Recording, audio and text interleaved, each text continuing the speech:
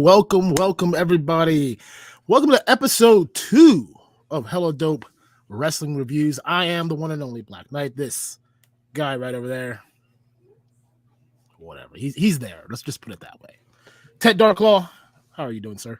I am doing fabulous, man. We had an amazing WrestleMania weekend, and I'm here to talk a lot of trash about it. I'm sure you are, and I'm eagerly waiting for it. We got some guests with us this week. A little different. Last time it was just you and I, but we wanted to bring in some new opinions, and I think we're gonna get our hands full of it. Would you like to welcome our guest on now? Oh yeah, absolutely. Let's bring them in. Who we pulling on first here? Oh, I mean, let's start with the guy, the guy. man that provides all the great shots for Hello Dope Toys, including the thumbnail that you see today. You know him as Rebel Toys. We know him as Frank. So let's welcome in Frank of Hello Rebel Toys. How you doing, Frank? Okay, Hold on. You do your job. Look, I can't see anything. Okay, if you're gonna do this, you gotta come on. All right, Welcome, Frank. Frank is here. What's up, fellas? What's up? We're doing Glad good, man. to be here. Yes, we're doing great. You gotta deal with this douchey guy over here about to shit on everything, but I can't see anything. yeah, He's well, dripping in we know gold. that. At least, do you have the cursor over the next guest? At least? Yes. Okay. Yes, but look, the belt is so bright it's blinding, so I have to wear the shades. It is Whatever helps you sleep at night, sir. My next guest, you all know him. Every other Wednesday or every Wednesday on Loose But Complete, one half of the Laser Pants Show. My man, your man, our friend, authority figure, Jeremy. Oh! Welcome, Jeremy. How you doing today, man? What's happening? What's going Dude, on? we're doing great. We got a what? lot of stuff to cover today, man. I might just keep this. I mean, why not? It's Good. It's good for cameras. It makes it feel good. Frank, What's going on? Something just popped up on my screen here. I need to address that real quick with you. You, sir, also have a special guest with you. Oh, I Would you do. like to share that with the people? I have a special guest. You do. What is it, I have no idea. Frank? Special guest. It's in your hand. Oh. Listen, forgive me. I was on daddy duty with a 1-month-old, but I'm making the debut of the Hella Dope mug. Yeah. Yes. Beautiful mug. Beautiful piece of work. Am I the only guy at this point that doesn't have one? Honestly, I mean, I'm not trying to say that you don't, but Well, yeah, Jeremy, where's your mug at, bud? Come on, solidarity. Mugs Jeremy, up. where's Let's your mug go. at? I don't Let's know. go. did you get the memo? Cheers. Show, you gotta have your I'm mug. not going to counterfeit one for sure, right? So you tell me where it's at. It's in the mail. Yeah, it just takes a minute. It's coming from China. Yeah, Giant Customs mail and all that. coming from Suplex City. I mean, the people want to know. They're asking, okay? They're asking the question. Gentlemen, what are you sipping on? Who's going to go first here, Aaron? I mean, whoever feels like going first. I'll go first. I am sipping on, once again, the tears of all the Cody Rhodes fans from WrestleMania. And boy, let me tell you, they taste good. And always to support me is sponsor of Hella Dope Toys, Miller Lite in a bottle. Miller Lite. It tastes like pee, but it's not that bad. Are they aware of the sponsorship deal? Or I'm not yet. We sent out a request, so we're just waiting on the answer. Checks in the mail like your mug. Yeah. I mean, at any time, we're gonna have a truck backing up with like loads of Miller Lite waiting for us. Like it's coming. Oh yeah. All right, so I'm gonna toss it back to you, Aaron, Mr. Host of the WrestleMania show. What is it that you be sipping on? Shit. Well, normally I'd be sipping on a fine Steel Reserve, or a nice cold brew, or something mixed. You know what? I'm going basic today, man. You know, had a little too much fun this week. It's got to lay low. And this hella dope mug right here, it's just Sprite. That's all it is. You mean Miller Lite? Yes, Miller Lite mixed with it's the Sprite version though. You're trying to get that Major Wrestling Figure Podcast PBR deal with Miller Yes. Lite, dude. Exactly. We will get it. It will happen. One day we're gonna go live on a show with like hella dope sponsorships from Miller Lite. Just do giveaways. Yes. Like give away this beer koozie. Done. I will do that. All right. Jeremy, what are you sipping on, man? This golden beverage, like the hair of the man that the championship was stolen from, right? This golden beverage. This is a Coors Light, right? Also known as Colorado Kool-Aid, being sipped from a Super Mario pint glass, right? Nice. Because I am a sophisticated adult, right? Nothing wrong with that. Nothing wrong at all. Nothing wrong at all. And speaking of the stolen dream, right?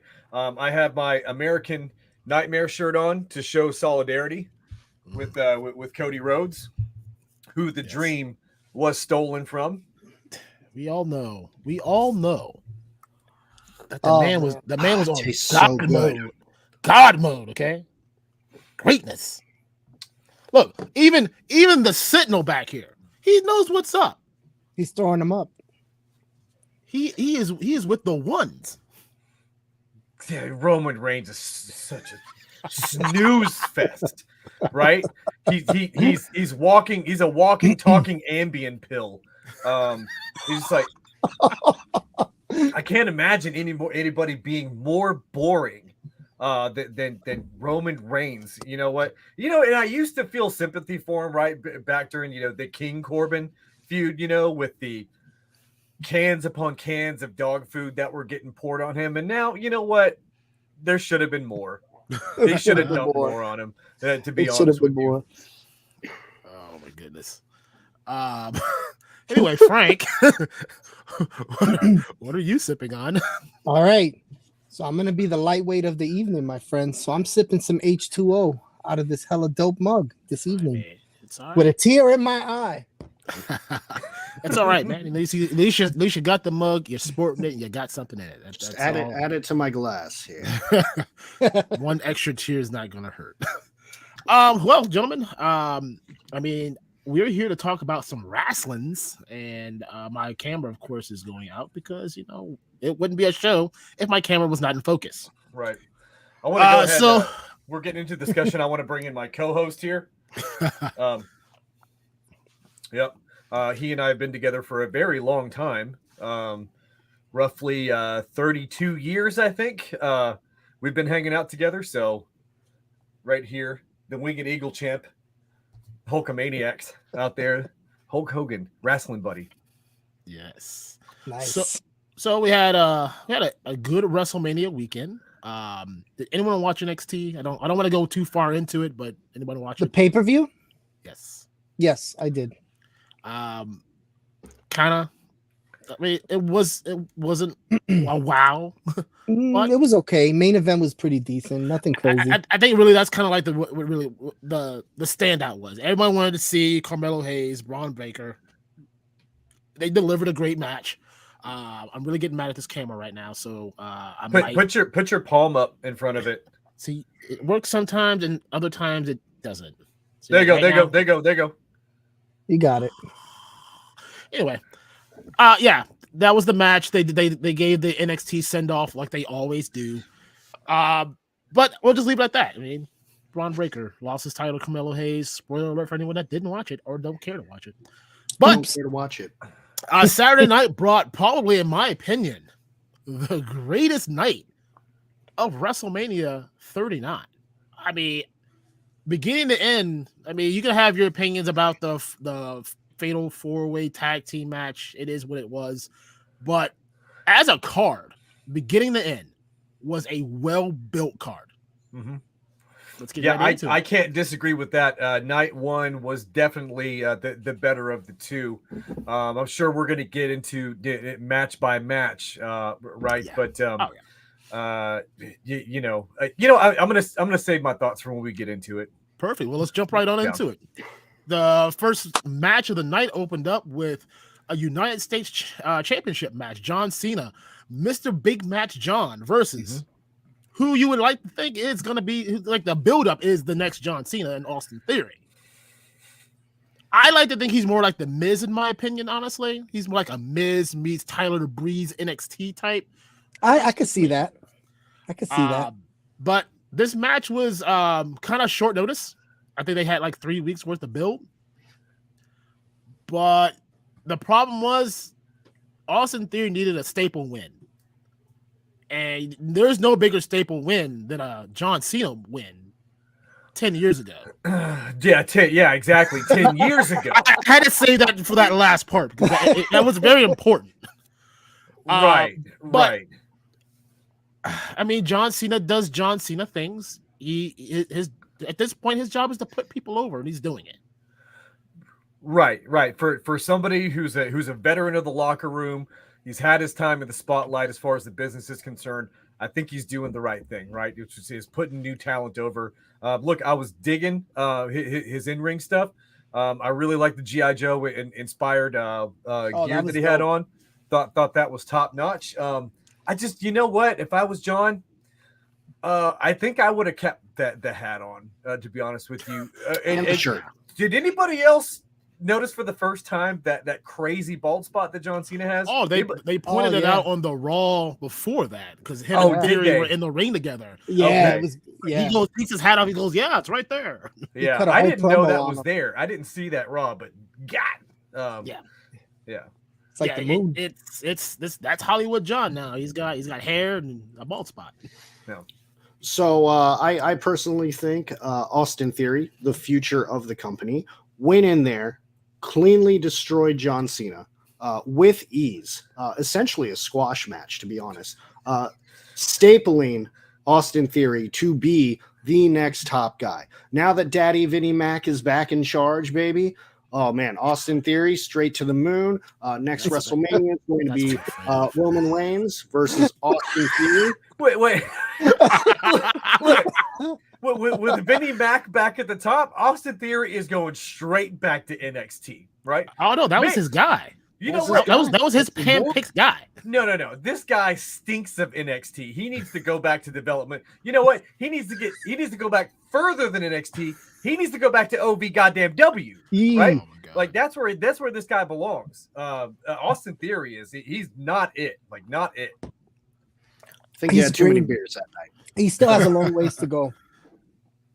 The future, boys. The future. And you know what? Next year, you guys can come back. You can watch this replay. I'll put it up on the Instagram on repeat. We'll all have a good time with it. We'll all have a good laugh. I mean, I feel like we all said the same thing about Drew McIntyre way back when, when he was the handpicked champion for Vince McMahon. And are we talking about back in like 3-man band? Oh yeah, Era, well, right? before that, but God. yeah, that's what it led to. 3MB, baby. I mean, look at Drew McIntyre now. This dude's like ripped and like doing things. Yeah, but he's still boring. He's just like he's mid-carding it up. Yeah. I mean, He's like a Celtic Roman Reigns, right? They come out there, their long black hair is greasy as hell. They can't cut a promo for shit. Sorry for the expletives here. And then they just move at 0.5 miles an hour inside the ring the entire time. It's a snooze fest. It's an absolute snooze fest. Oh my god! I mean, you're not wrong, but at the same time, I'm like, I don't know. There's a difference when you see the creative side between like NXT Drew McIntyre when he came back under Triple H's reign, and then like the Vince McMahon version of him. Oh, it's a huge difference. And then like Triple H is trying to like sway him back, and it just gets cut off. Like, it's done. And I feel bad now for anyone that's involved now because Vince McMahon is going to kill off whatever's left. Like it's done. It's a done deal. I guess Karrion Kross is going to be wearing that helmet again.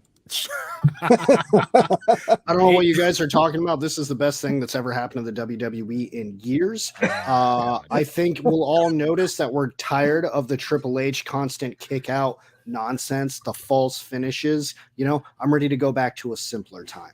And now that Vince McMahon is also in charge of Dana White as well, oh boy, we're in for it.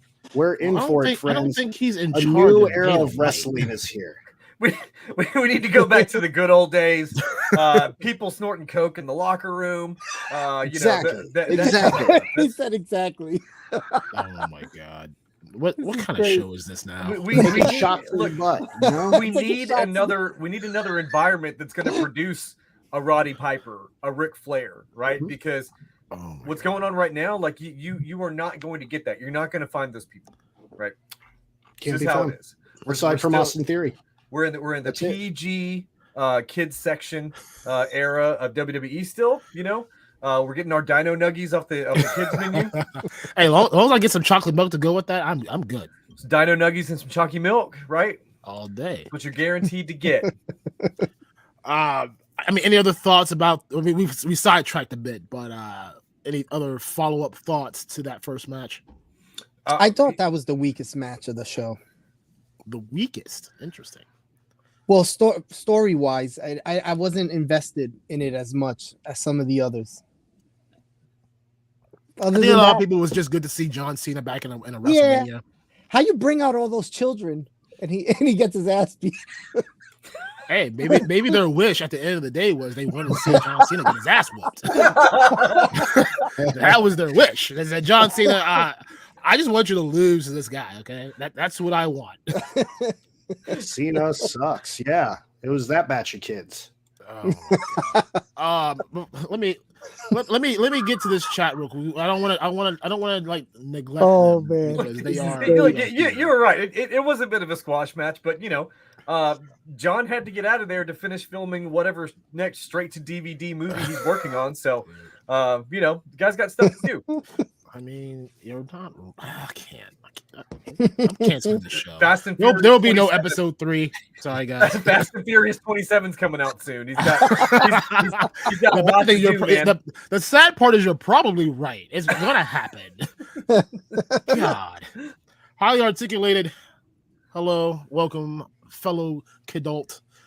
Enjoy the wrestling contest. Yes, it's. I do enjoy wrestling contests. I do. I mean, I always enter all the stuff I find. I'm like, am I gonna ever win? Nope. But I'm gonna enter. I'm pretty sure Adam knows like less than nothing about wrestling, and that's not an insult. It's not everybody's tea. I totally get it. Right, a whole bunch of guys in their underwear fighting over a belt seems weird, but there it is. Well, it's all good. Hey, we appreciate Adam joining us. We all know he came to see me, and that's fine. But Adam, thank you for suffering through the rest of this. and everybody, big shout out to Ted for renting a jacket. He may or may not have taken that from a dead guy at a funeral. Cannot confirm or deny. It's the nicest thing I own. Oh man, I bet it is. My brother, the Adam the Kit, DarkClaw is the worst heel ever. You should be a Teddy Chew. Can we get? I'm sure there's some meaning behind this, and I'm sure they'll pop up in the chat in a minute. But security, get that man out of here. Jesus Lord. Speaking of, the Chooch is in the house. He has entered chat, ladies and gentlemen. Chooch, welcome. Chooch, what's up? Axion Figs, who has recently become a moderator for this channel. Thank you, Axion. You do great things, and we wanted to reward you with something that we can offer you. A lot of work for free. Yeah, I mean, I wasn't gonna say it, but he said it for me, so I guess that works. How many times can McIntyre and Sheamus go at it? A lot. As many times as Vince wants. We are only now at the beginning of April. We still have like 8 more months to go, so a lot. Axion also is loving the hacksaw Jim Dugan in the house. Yeah, man. Hey, dude, I got this at a show, and God, I can't remember. I was probably 9 or 10 back before they got the F out, right? The WWF right there. Hacksaw Jim Duggan, and you can tell this one's mine because you got JJ right there. My brother got one, so his had a ZJ. So yeah, I've had this for a very, very long time. I think actually this is where I took a bite out of it when I was a kid. Get a little hungry. I'm like, all right, I'm eat Look, you know what? What is it about foam stuff like this, right? Like so things like this, and everybody's Nerf football had a bite taken out of it for some reason, right? Right? Why? I could probably go upstairs right now and I have one for my kid. Right? Why? But whatever. I don't know. Anyway, let's move forward. Looks like Payne's Toy Samples. Welcome. Not a modern wrestling fan, but stop by to give a thumbs up and say, hey, thank you. That is totally understandable. Totally understandable. We gotta get the algorithm on our side. So those thumbs up, thumbs down, comments. It makes whatever a you're difference. doing. We love them. We need them, and we thank you. Yeah, go do that now. Yes, we need more likes. Who else we got? We got Scott Hughes. Woo! 16-time Scott Hughes champion. Woo! Woo! Wheeling, dealing. Oh my you want me to God. finish that? I can hear this upstairs. They're watching this upstairs, and it's really weird to hear the echo through the headphones. By the way, like my son's up there, Ric Flairing as we speak.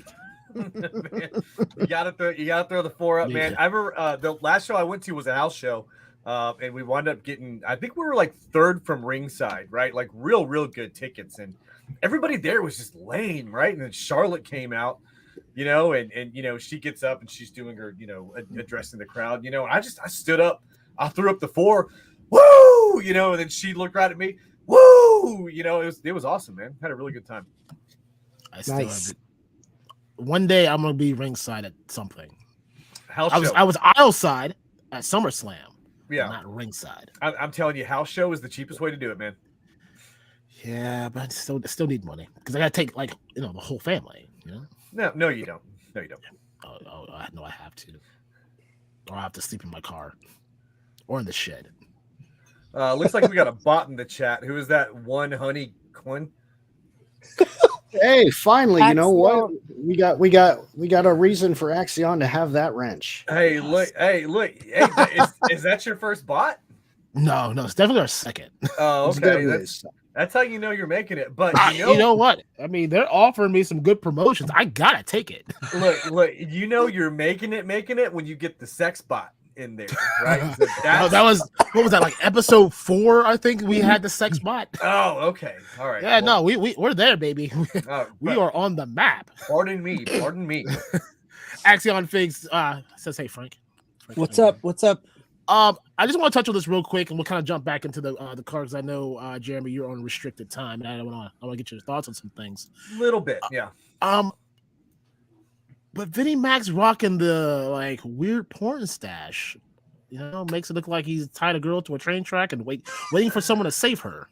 He got the Gomez Adams going on. I mean, I think Gomez Adams himself would come back and be offended.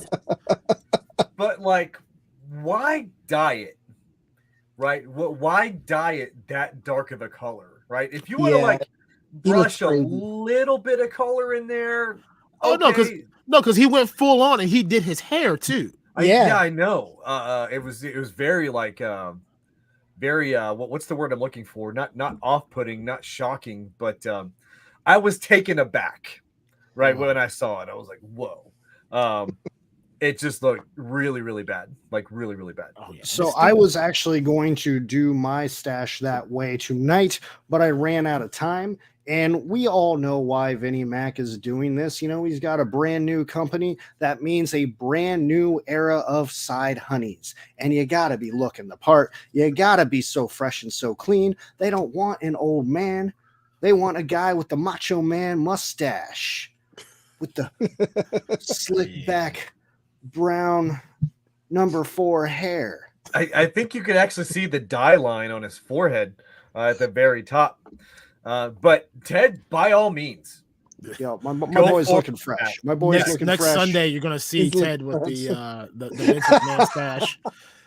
Yeah, but by all means, full steam ahead, sir.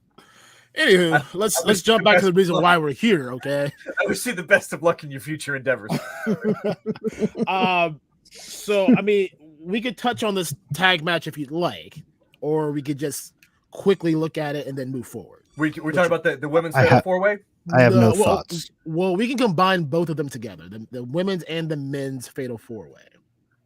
Which one came up first? The men's. the The men's. men's was on Saturday night. The women's was the yeah, second yeah, match on Sunday. That's right. That's Yeah. right. That's right. I mean, I'm gonna put it pretty simple. It was just there. That's really what it was. I thought it was cool to see the Street Profits and the Viking Raiders, Eric and Ivar, doing other stuff besides shooting hoops and fighting ninjas. So I thought that was pretty cool. As always, Montez Ford with that crazy vertical height that he gets on those frog splashes, man. Look, anytime Montez is in the ring, you're in for a treat, right? I mean, you can say the same thing about what's his name? Fucking Ricochet. Ricochet, yeah. the human highlight reel, Ricochet. I mean, the man does the things. Yeah, he's that's a all superhero. the man does. He's a superhero, honestly. Ricochet spends more time in the air than he does on the canvas most of the time in every match that he's in. But hey, look, that's his thing. He's a high flyer and he flies high, man. Extremely entertaining. I agree. In regards to the women's match, when Ronda Rousey comes out as the Nightman and haunts my dreams and brings along her little demon pal, nothing's beating them. I wish there was something on the radar that could. Are you talking about when Ken and Ryu came down from the ramp? Jesus. But knew that they were just going to clean house and would like to see less of the Nightman and her scary cohort. But Right. who else is winning that? There's nothing even close. Oh my God. Right. So as long as we're on the topic of the women's, I know we went through a little bit of the male lineup, right? On the women's side of that, we had Ronda Rousey with Shayna Baszler. with Shayna Baszler, so right? It was Shayna Baszler and Ronda Rousey, Uh-huh. and then it was Natalia and Shotzi. Right. Shotzi Blackheart, mhm. Sans tank. She didn't have a tank. That's why they didn't win. I know. She didn't have the tank to ride out on, whatever. Chelsea Green and Sonya Deville, Liv Morgan, and who we've dubbed now Back Muscles. Oh yes, back muscle. Yes, Back muscles. okay? That girl's got a future right there. For those who don't know who Back Muscles is, that's Raquel Rodriguez or Gonzalez or where the hell she goes by now. Look, I got to tell you, man. I know Chelsea Green got cut on that infamous day a few years ago, but it was good to see her back. She was one of my favorite things about NXT, and she's. I know she got robbed. She was supposed to have a WrestleMania moment, and then she got hurt. She broke her wrist, right? Something like that. Yeah, something like that. So she got robbed. So it was cool to see her in a WrestleMania match. So shout out to Chelsea Green, my boy Broski. Major Wrestling Figure Podcast. They totally know me. We're totally friends. I mean, I'm really hoping that this is like the teaser that he is eventually coming, because I know some things are happening on the underground scene. You mean to tell me the Deathmatch King, right? The King of the Indies, the Indie God. The Indie God is going to go back to woo woo woo. Yeah, there is no way he's going back to Jersey Shore woo woo woo nonsense. He trademarked the name, so yes, he is. Why would he not want to? Daddy Mac is back in charge, baby. He's gonna take care of him. Yeah, I was gonna say big things. Stupid not to do it. The only way I would be fine with Zack Ryder coming back now. Granted, right? I understand. Zack Ryder had his moments, right? Raw Tag Team Champions, Intercontinental Champion as well, right? For a short time, right? Yeah, a little bit. Yeah, for a little bit, but he still held the working man's title, right? So in my opinion, good on you for that, right? The only way I would be comfortable with him coming back as Zack Ryder is if Kane were to come, push him off the stage in that wheelchair again, right? That is the only way. Ted, this question is for you. Okay. Sir. Chooch would like to know: is this a Lewinsky stick? This is a Perdomo Champagne 10th anniversary. Beautiful stick, great smoke, slow burning. Gonna spark this boy up as soon as I leave you bozos. You can't just start throwing words together and make it like act like we're supposed to be impressed. He has all those words written out on his screen. He's like, yeah, I remember all these. This is a slow burn strawberry champagne Chernobyl or whatever you call it. Chernobyl. This is my smoking red hot Chernobyl. No class in this panel. See, I thought I was coming back and we had people, so this wouldn't be an amateur show. But here I am once again. I don't know why I show up here. No respect, no sophistication. I'm just going to go back to drinking my tears. Yeah. If you would go ahead and spell sophistication, I'd be super impressed. Let me give you a hint. There's no F's in it. Damn it. I'm out. Oh my God. All right. Anyway. This is great. We can move in a couple different directions. This is great. I want to touch on briefly, if you don't mind, Seth Rollins versus Logan Paul. And the first thing I want to mention about this match is I'm impressed at the fact that WWE would go back and bring in that zip line, especially knowing what happened in the past. So, I mean, it did look a little lower than normal, but that was ballsy to bring that back. That was the first thing I thought about. Maybe if they hooked up a carabiner to it that's rated for more than 75 pounds, then yeah. Not to make light of that situation, I think it's one of the most devastating things that's ever happened in the business. That individual is universally loved in the locker room and outside too. But yeah, they're probably lessons learned, right? Now, does Logan Paul know the lineage of that? Because I know if they had offered me that, I would have refused. I'm not going to do that after what had happened. So they just showed him Shawn Michaels coming down, and the boy was like, "Oh yeah, let's go." Yeah, that's all. That's exactly what I imagined that conversation was. Yeah, right. But like, it does look like it was reinforced like against itself, just in case something were to happen. Right. But like, my annoyance with it, not so much just the fact that they brought that back. That's fine. It is what it is that this individual is sitting there. Hey guys, look at me! It's my birthday. Hey, I'm at WrestleMania. That shit was annoying. Yeah, he hasn't won a match yet, right? He has. Yes. Has he? He's won a few. He's won a few. I mean, his last match was against Roman at Crown Jewel. Yeah. Is that? Was it? That was I yes. think you're right. Yes. Yeah. Because it was that. Then he had the match against the Miz. And then he tagged with the Miz.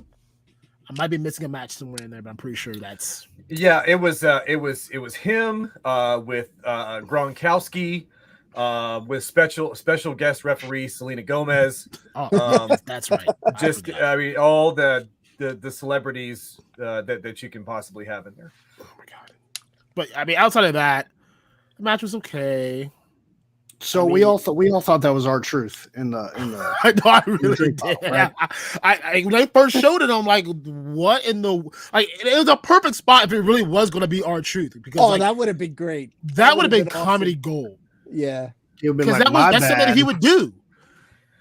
And I'm sitting there like I had to Google like who's KGI or CGI. I didn't know who that was. Yeah, right. So, in my opinion, I think I think it sounds like we're all on the same wavelength there. Big missed opportunity for Ron not to be in there. Which I mean, let's just face it. R-Truth is a national treasure. Absolutely. He's, you didn't have to bring prestige to the 24/7 title, right? We all get what it is, but I'll be damned if it wasn't an entertaining run with R-Truth there. So, but yeah, big missed opportunity. Yes, absolutely. Outside of that, that's kind of where I leave it. I mean, did you have something, sir? Me, I just want to move on to the classic banger of the Mysterios. Oh, that was next actually on my list. Let's go. I mean, I feel like this is where we're going to spend a lot of time out in this particular conversation, but let's get right into it. Rey Mysterio versus Dom. If you don't mind, if I could speak on this real quick. So they've built Dom as a perfect heel. Like, he's got mad heat with the crowd. The kid's going somewhere. Oh no, he'll go as far as they will let him go. But here's the disappointment. Why didn't you come out in the lowrider with Eddie's music? That would have made more sense. Yeah, that's like true. if you wanted to get over as this like top heel, that was it right there. Mm-hmm. You come out in that lowrider with Eddie's music, you have the shirt on, man. The crowd would have eaten that man alive, right. And he could still lose the match like he did. I can tell you why. Go ahead, Jerry. I yield my time to the gentleman in the cheap suit. The reason why he couldn't come out in the lowrider was because he's in jail. And as a man who spent 6 hours in county jail, I can tell you everything in that video was 100% correct. They give you a little cup when you walk in the door and they say, hey, this is what you use to rattle on the bars, right? Yeah. They try to give you face tattoos. I opted out of mine. I chose to pass, but he was in jail. Okay, he can't just go escape jail and jack a lowrider. They had to bring him there, and I know what that's like. I feel his pain, the horrors from that video. Dude, 100% accurate. I'm right there with you. I have myself had to spend a night in county. I did get a face tattoo while I was there. I had it removed since it had the appearance of being a teardrop, but it was actually Grimace, the Ronald McDonald character. And so, but yeah, I mean, once you're on the inside, look, you come out a changed man, right? You're not the same man walking out of those bars as you were when you stepped in. So, he's I feel for him. I know where he's coming from, and yeah, I think he makes for a pretty good heel, man. I think he does. Oh my god! And the thing was, if he would have had the contacts in, right, when he had that luchador mask on. Oh, yeah. He looked so much like his dad with that mask on, man. Yeah, it was crazy. Because I really don't see it with those two. But with the mask on, I was like, whoa, that's wild. I want to say that I feel like that is future foreshadowing. If they can follow the story all the way through, I think that is where the foreshadowing that he will earn the right to wear that luchador mask.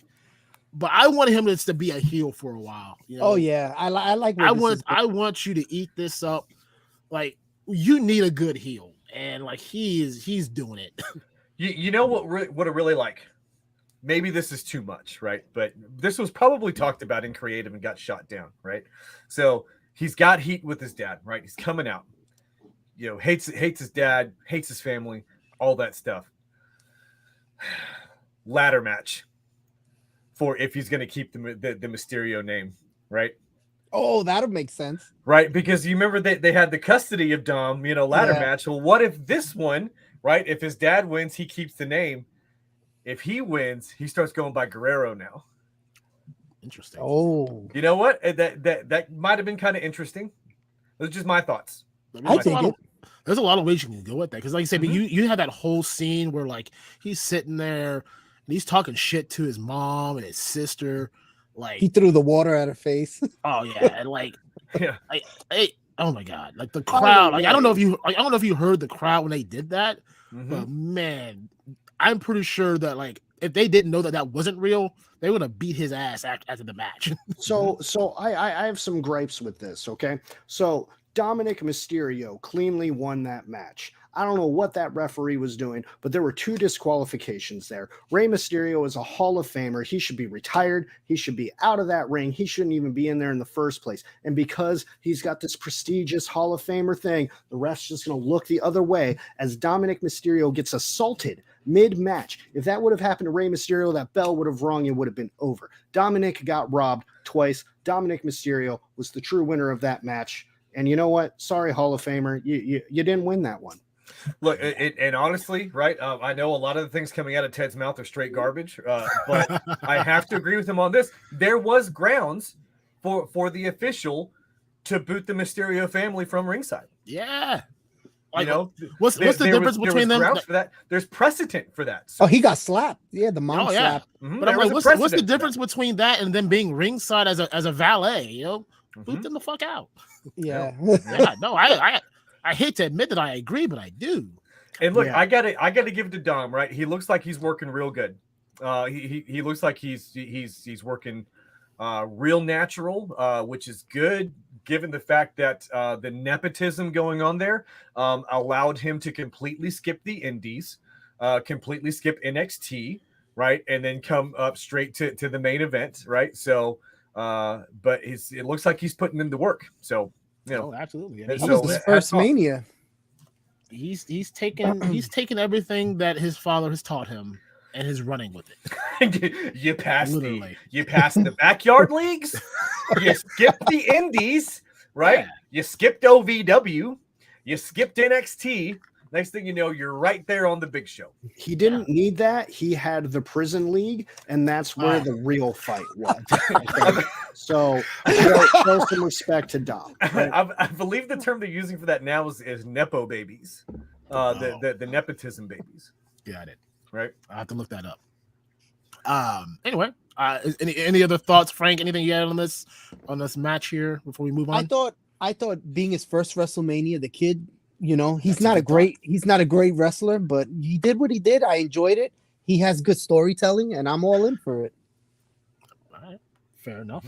You did freeze there for a minute, but no, good to see you back. Sorry. This next match, I don't know if I really want to get too in depth with it because it is just exactly what it is. It's a match that got thrown together. The Becky Lynch, Lita, Trish Stratus versus Damage Control. Skip. Yeah, you know what? Look, I have some things to say. Right. Okay. It looked like Trish Stratus came in there and she was putting in solid work. Right. She looks good after, you know, I don't know how much training you can develop a lot of ring rust in that amount of time, right? So I don't know how much work she put in to get ready for this, but it looks like she was working real natural out there, looking good. I got my Stratisfaction, so good to go with that. Lita, she needs to let it go, man. Yeah. I don't know if she was dying to get back into the ring or they just offered her a sum of money.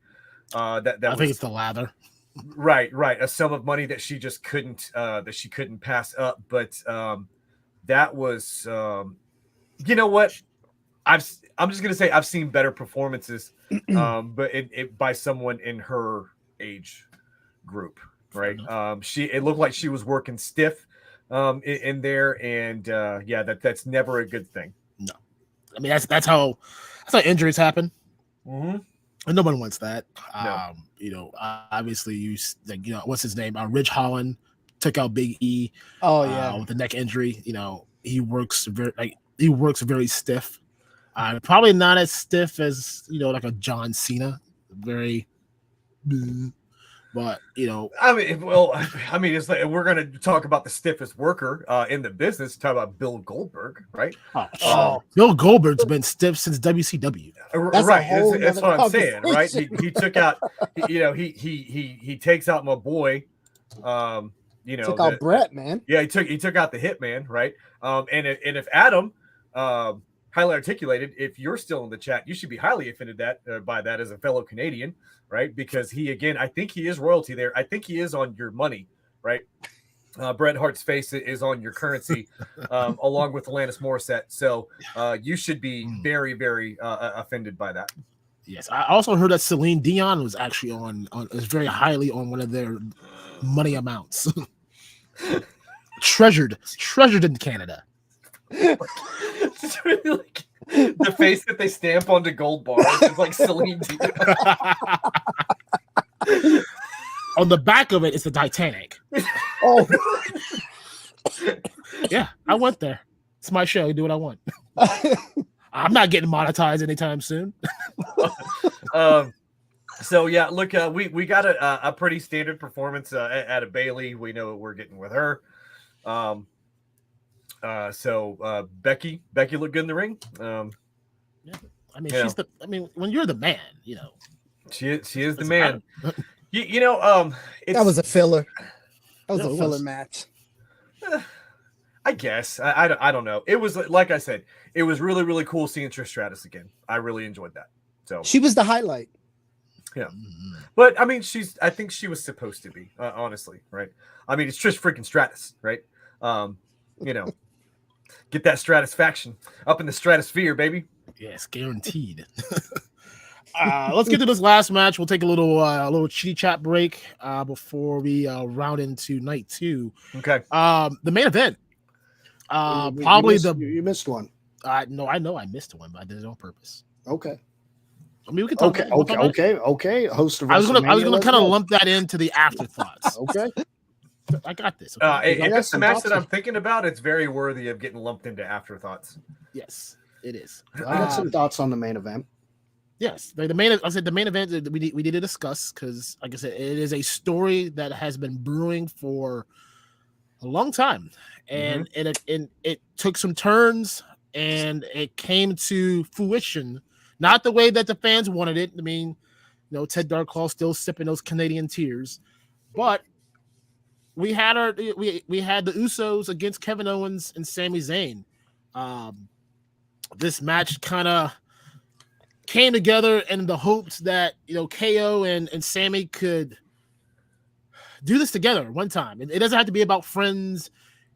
You have a common enemy, and they needed to thwart said enemy, and that is the Usos, who came back together because big main event Jay, he's like, I'm here, baby. This is my bro. I'm gonna screw them over later, but that's a whole new conversation for a different day. Let's talk main event. That match was a banger, man. Yeah, go ahead, Frank. Go ahead and spew it out, because when I'm done, all these people in chat are gonna be crying and writing me angry messages, things that I'm not gonna read nor care about at all. So, Frank, go ahead and I'll be quick. This match had great storytelling. The wrestling was on point. I really dug it. I thought the emotion from both teams were great. There was tons of kickouts. I kind of thought the match was going to go a certain way, and it didn't. So that was surprising. And it was nice the way it ended. I thought it was good. It was if you don't mind me asking, what did you think was going to happen? I kind of thought that I thought KO and Sammy were going to lose at the end. With interference somehow. It would make sense, but this is going to lead into where I think the bloodline is going to start rippling further apart. I agree. Thank Jesus, because I know he's happy about that. Go ahead. Continue on with that, there, sir. Oh, me? Yes, yeah. Oh, no, thank you. You guys were handling that just fine, right? Look, I'm a big Sami Zayn NXT guy. So that's when I thought that he was at his best.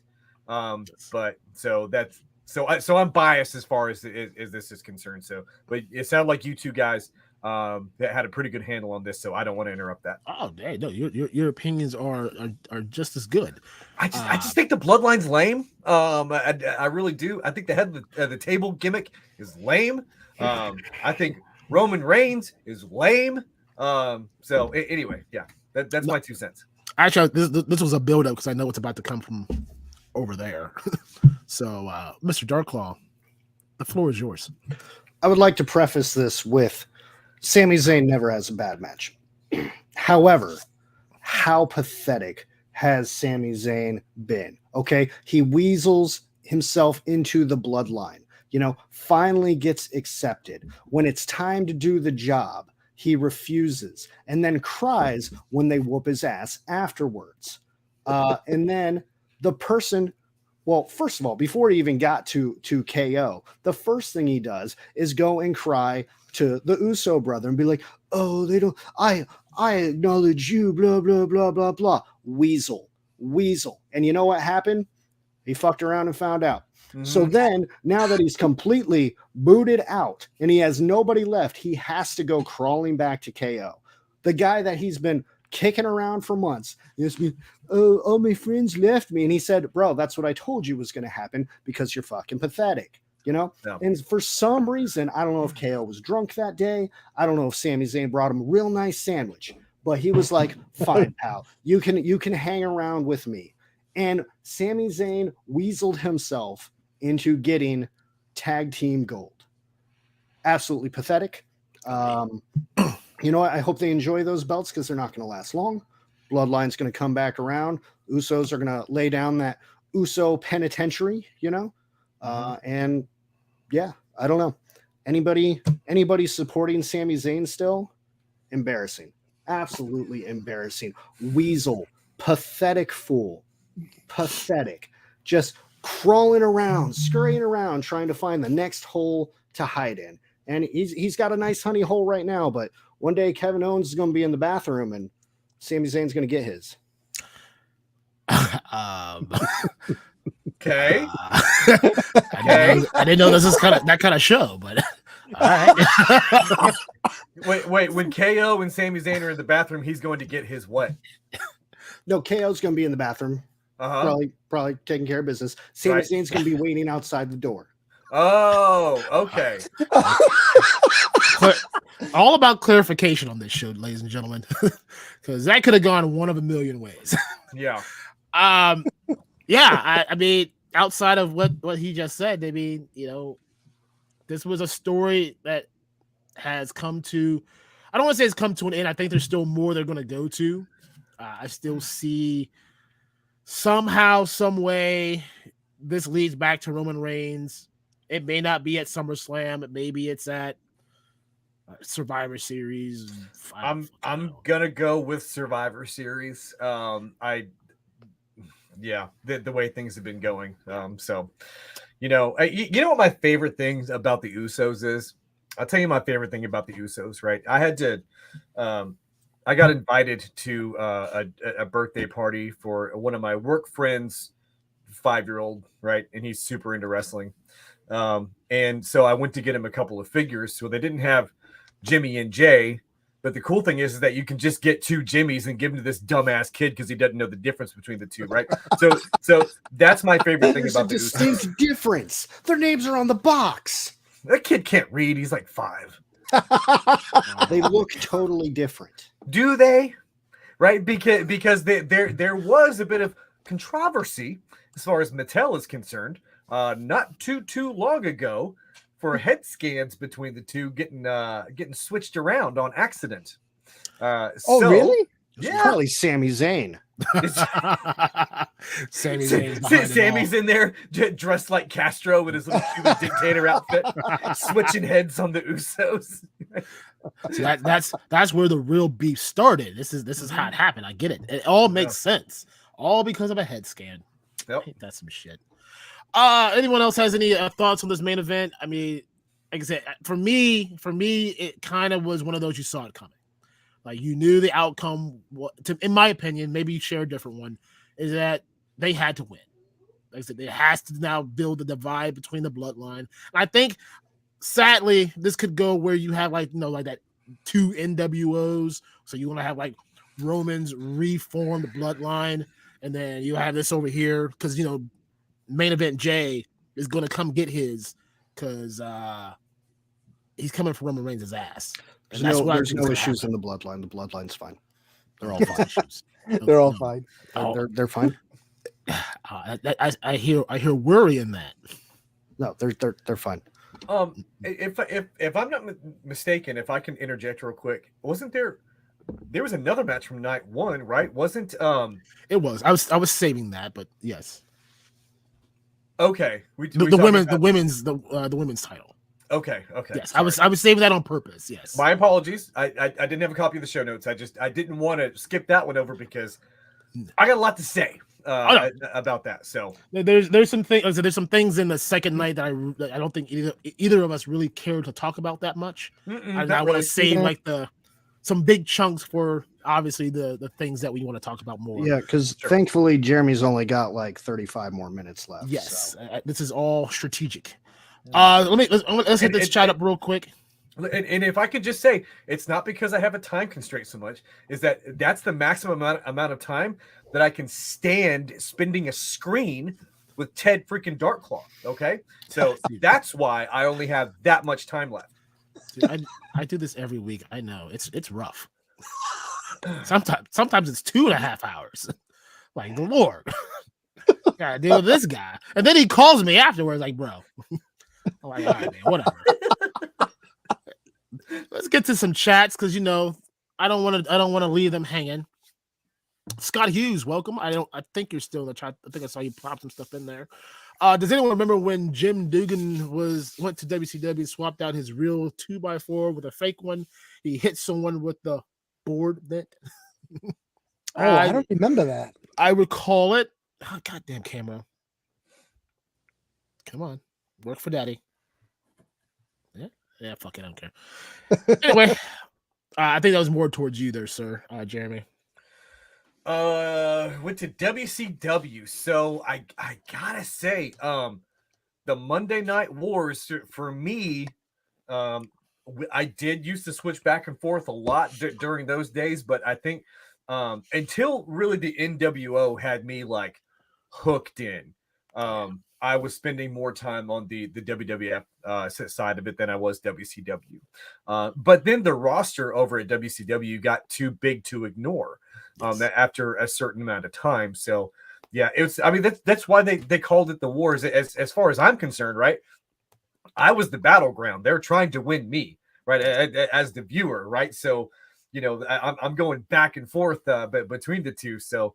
But no, I don't remember that particular moment, unfortunately, but it sounds like something that I'm going to want to find a YouTube clip on as soon as the show is done. So I'm sure it's out there somewhere. Yeah. Scott Hughes, thank you very much for being here. It's good to see you, sir. Chooch, I mean, this was a classic staple back in my youth. No Mercy. No Mercy on 64. Yeah. I mean, Ted DarkClaw could tell you all the many hours we've played that WrestleMania 2000, WCW versus NWO. So No Mercy 64. No Mercy, yeah. With my Rumble pack installed, yes, and the controller, absolutely. Right? Because it's real, it's shaking with anger, right?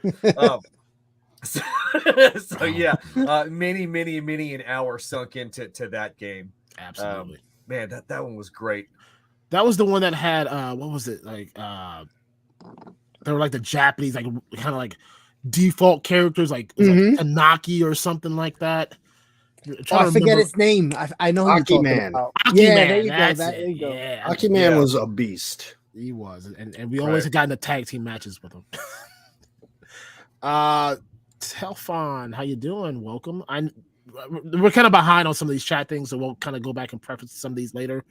But greetings, welcome to the chat, welcome to the show. Scott Hughes once again.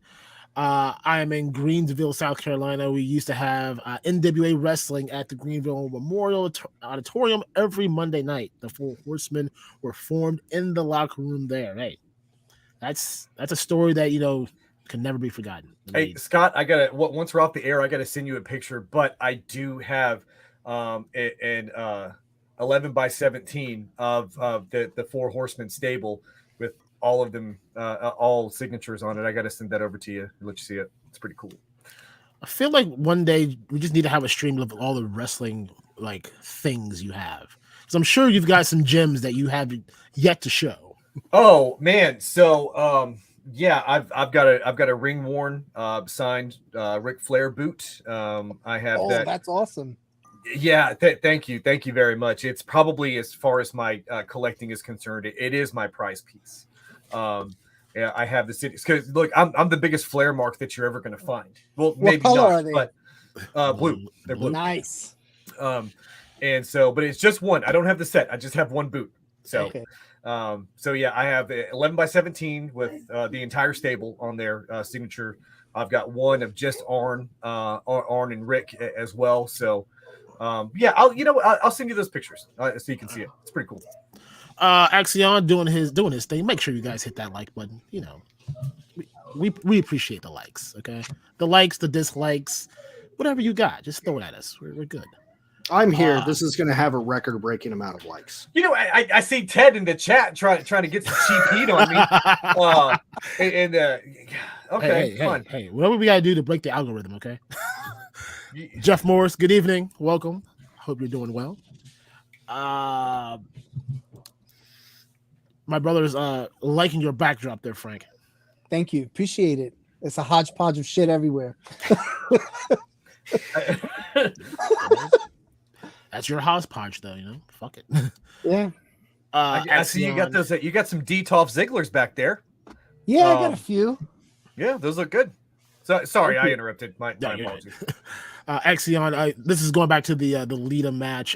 She looked about ready to die halfway through. I was trying to be nice. It looked like she didn't know where she was. She was like, by the time she climbed the rope to hit that move, I had time to make popcorn. I had time to use the bathroom. I give her props. You know, she gave me a break. Oh my god. The Briscoes, welcome. How you doing? Good to see you as always. And I'm just gonna toss this up here because it feels like it has to be a part of the show now. Here we go with Ted's poop line again. He said something about poop in relation to Chelsea Green earlier, and I was a little bit confused as to what was going on. So you'd have to go back like 2 episodes, when we were at the Columbus Toy and Game Show, we did our review of it. It references that. Let's put it that way. All right. So if you ever get some time to watch that, that's what it is. You're telling me to do my research. Yeah, I am. Yeah, fair enough. Do And then we're gonna quiz you on the next show. time I see you. Fair enough. Okay, so for the moment, we've got through some of the back chat. I'll kind of star up some things as we continue. So I want to jump into night 2, and I'm going to save a part of night 1 intentionally because I have to.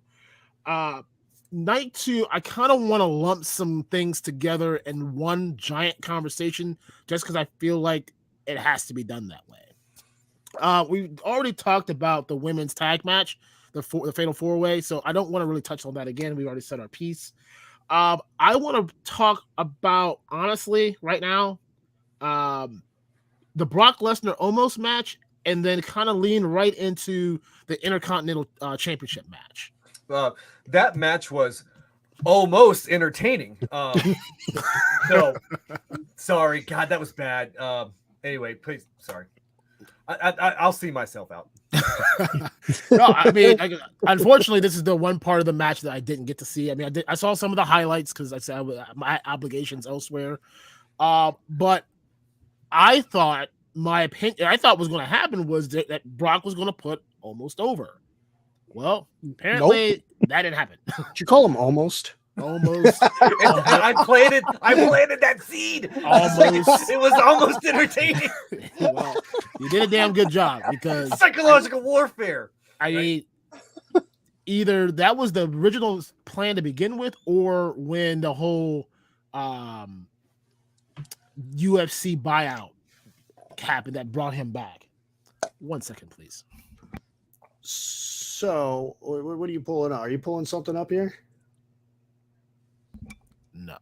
What are you doing? What are we doing here? You're hijacking the whole show. I know. That's not what I was trying to do. Okay. He's over the Megatron. He's on the Megatron. Yeah, I thought you were about to go on a soapbox or play me a video or something entertaining. Give me just a second. There was a shirtless person behind you there for a second. I don't know what was going on. Yes, right that's actually come here. Well, yeah, bring over the shirtless person. Hi. It's my son. What's up, buddy? What's You going can't hear on? you because you have headphones on, but Oh yeah. just say hi. Hi, I heard the "What's up, buddy" part. All right. Continue on. I gotta, do that things. So I think with that match, it was nice to see Brock Lesnar actually trying to make some guy look good as far as Brock Lesnar matches go. He actually put in a little bit of work. And man, that's hard because Omos is an absolute snooze fest. Jeremy has more charisma than Omos, and that's saying a lot. So the fact that Brock Lesnar was at least able to make it look somewhat interesting and make this dude look strong, I thought that was a great win for Brock Lesnar, and actually shows that when he's not running around being a douche, he does care a little bit. But now that Daddy Mac is back in the house, welcome back to Suplex City, folks.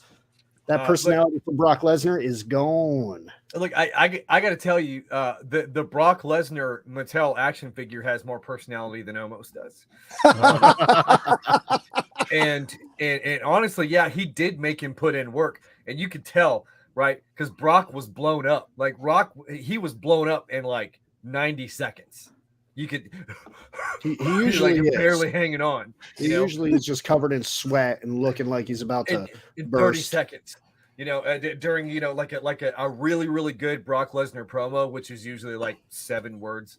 At the end of that, he's usually pink and sweating as well. But this time, I was like, look, there's no way he's gonna F5 this man. He is already about to keel over right now, and then he kind of did it. It was about like an F3.5. But that's impressive getting that size of a person up like that. All right, so here's the question that I have. So he was with AJ Styles trying to build him up. Still at the same spot. You had a match with Brock Lesnar on the biggest stage that there is. Is there any saving this man? Like, did we just cut Todd? Who we talking about? AJ Styles? Almost was Omos. with Almost. Yeah, he was tag teaming with he was them. tag teaming with. They were kind of like his wingman for a while, kind of building him up in the ranks. Okay. And then they cut ties with him, and now they're trying to push him as a solo star, and it's just not going anywhere, in my opinion. So I just like, what do you do with this man now? Like, look, if your entire character is going to be the fact that you're big, then maybe without a gimmick like the Undertaker, where you're just silent the entire time, right? But you have something like that gimmick going for you. I don't know what he's gonna do. Honestly, he's the Nigerian giant. That's all you need. And he goes, He don't got no charisma, man. He reminds me of that WrestleMania match with Undertaker against, I can't think of the guy's name, but he was like an all spandex suit that was just Giant nothing Gonzalez? but muscle. Yeah, Giant Gonzalez. Yeah, I don't know if that was what it was. yeah. I don't know. He had body, some weird he had the body suit on that looked like all muscles. He had the yeah, flip rod. Giant Gonzalez. Yeah, He that's had the who that flip rod reminds me going of. on. Yeah. But almost dead in the water. If you like to watch paint dry, then that match was for you. That's why I wasn't home to watch it. Vince will put a title on him. It'll be fine. He's got almost yeah. covered. Oh yeah. So I want to jump real quick into the Intercontinental match with Drew McIntyre, Sheamus, and Gunther. This man is Gunther's going to be. I mean, I want to call him Walter. You should just go back to Walter. That's really the name you should use. I don't like that name.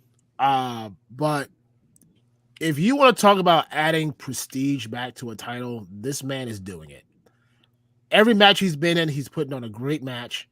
He's taken on anybody that they've put in front of him. Oh yeah. And he's defending. And he, to be in a triple threat match with all the odds are against you to begin with. I mean, hats off to him. Absolutely. It wasn't like the star of the show, but I mean, it held its own. Yeah. He some great spots were in there. I'm pretty sure I felt a lot of those chops through the TV. Like, as my chest was hurting. But yeah, I mean, it wasn't great. It wasn't horrible. It was a very good pace for what the match needed to be to build up for your main event. Sorry, gentlemen, I had to go. I heard my dogs go crazy, That usually means somebody's at the house, and at this hour, that's weird. So, anyway, where are we at? What We are what at match? the Intercontinental match with Ah. Gunther, Sheamus, and Drew McIntyre. Gunther, yeah. Gunther, Yeah. yeah. Everybody came out of that looking like a lobster. Everybody was red. I mean, God damn. Slapping the hell out of each other. Yeah. I mean, like I said, I mean, pretty much that's why I wanted to lump the two together. Like I said, it's the match kind of just described itself. I mean, it was a good way to showcase Gunther's ability. It gave Sheamus a chance to win a title that he's never held, that he wasn't going to win.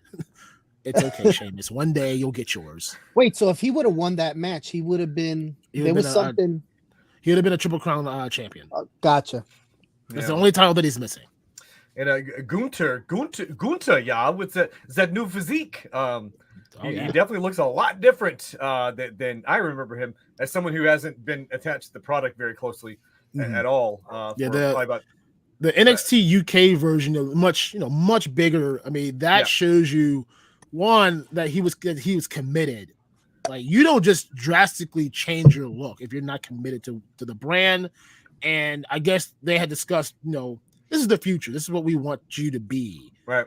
Because you said, hey, I need you to lose like 75 pounds, and you're just gonna I'm gonna be like a low mid card kind of guy. Fuck you, bitch. I ain't doing nothing. I'm gonna go eat me some goddamn chicken wings, drink some beers, and then I'm gonna go take me a nap. Jay, look, just because you find yourself in the mid card doesn't mean you got to stay there, man. You're right. How many times have we seen that story play out? Yeah, but how many people are still there? Right. But the thing is that, like, if that's your job, you're getting paid to cut that weight. You know what I mean? You're getting paid to do that. So I don't know, man. Look, good on him. He's got, I don't know about, I guess there's not really like a definition for a worker physique, right? But he's definitely cut some, which so you can see the amount of dedication he's got. So yeah. Yes. Mr. DarkClaw, I'm sure you've got something brewing in the mind. Yeah, not a lot. Great match. Put some prestige on that title. Keep that man away from Roman.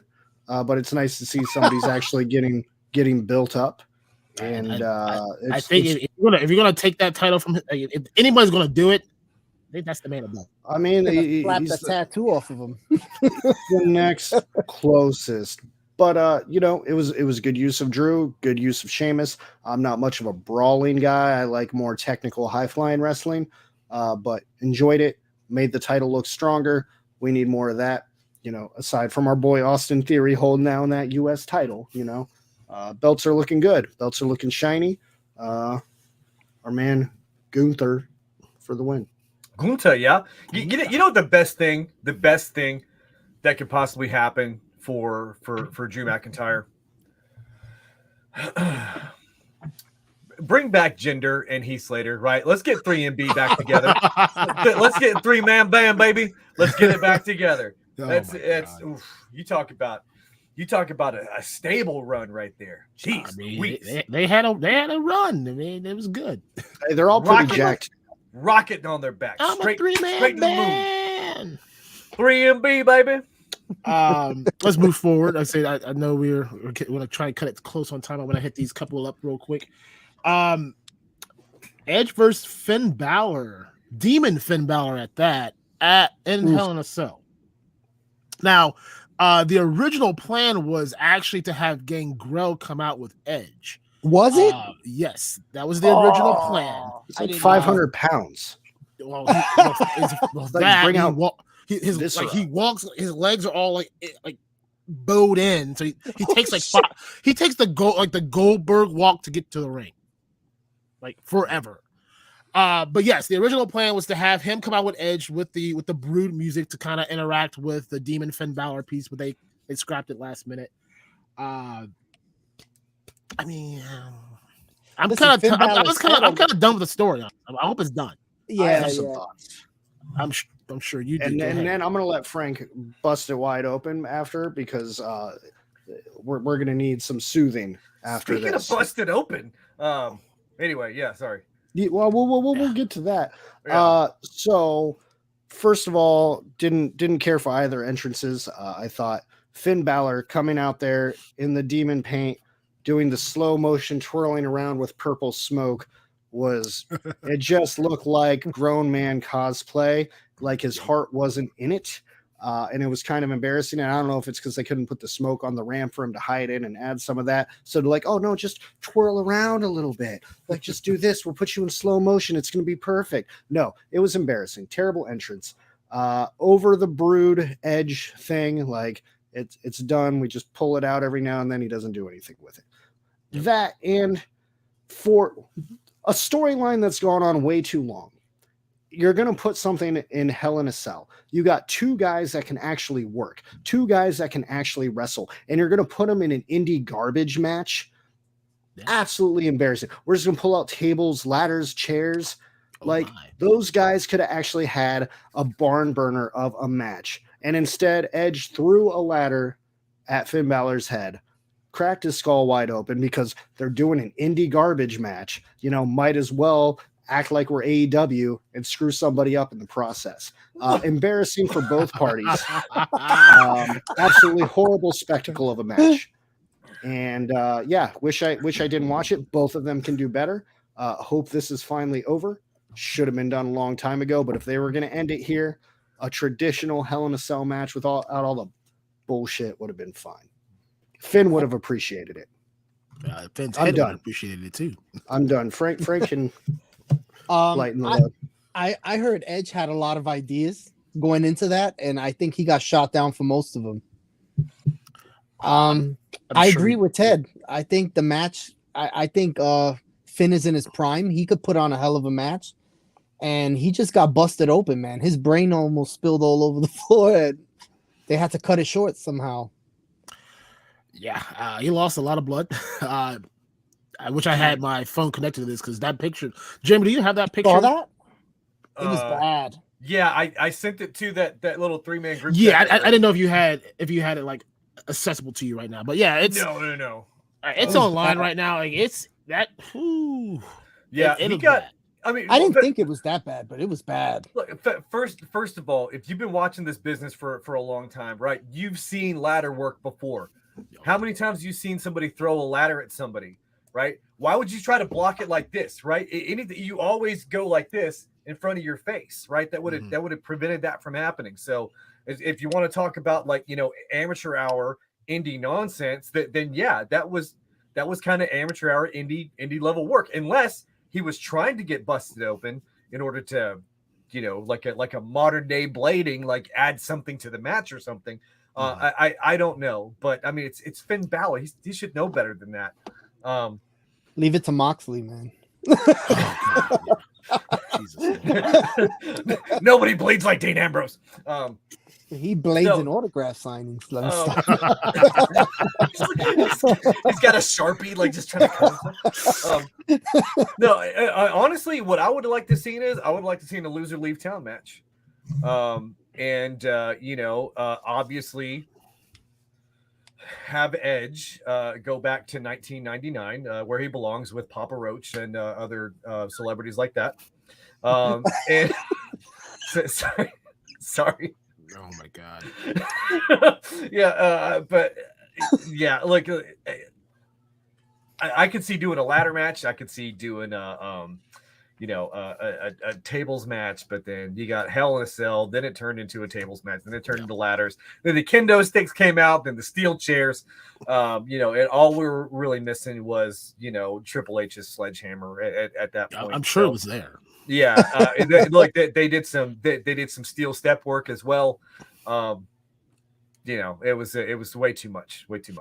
I agree. Right. So I got 3 matches. I mean, we could talk about the Shane McMahon thing, but I really could care less about it. He hurt himself. That's the end of the story. I'm sorry, sir. If I could just say one more thing. The last time that I think I was that disappointed in a Hell in a Cell match was Seth freaking Rollins and The Fiend, right? Do you guys remember that? Yeah, I do. Oh, that was horrible. Yeah. That was bad. Horrendous. So, yeah. All right. I'm going to talk about the second match before I talk about the first one, just because I think the last two are worth more discussion. The Raw Women's Championship, Bianca Belair versus Asuka. Before I preference any further with your opinions and thoughts, they did a little post story. The little girl, the contortionist, her mother passed away that morning. Wow. So the moment that Bianca brought her and they kind of went down the ramp together, that was a spotlight for her in a very dark day to give her something light, you know. That's You're crazy. 80,000 fans all watching you do your thing. So they did that for her. Yes, but yeah, her mother passed away that morning. So they did a little thing for her to honor that. But the match, we went with the match. No build. Bianca did Bianca things because that's what Bianca does. Well, she's the EST. While I thoroughly enjoy Bianca Belair, that she's starting to grow on me a lot more. That she's had this title for a full calendar year now, legitimately. Her promo work is getting a little bit better, but I'm kind of done. And I was really hoping when they brought Asuka back as her Kana New Japan version, I thought she was going to come back as that NXT Empress of Tomorrow and just tear up every woman in the division. She's going back to Japan, man. Half the roster's going to leave, depending on what's happening. She and Kairi Sane are about to get reunited. No one's leaving. Vinnie Mac's back in charge. He's got it under control. They're all excited. Yeah. Looking forward to the future. Yeah, no one's looking forward to that future. Not with that mustache.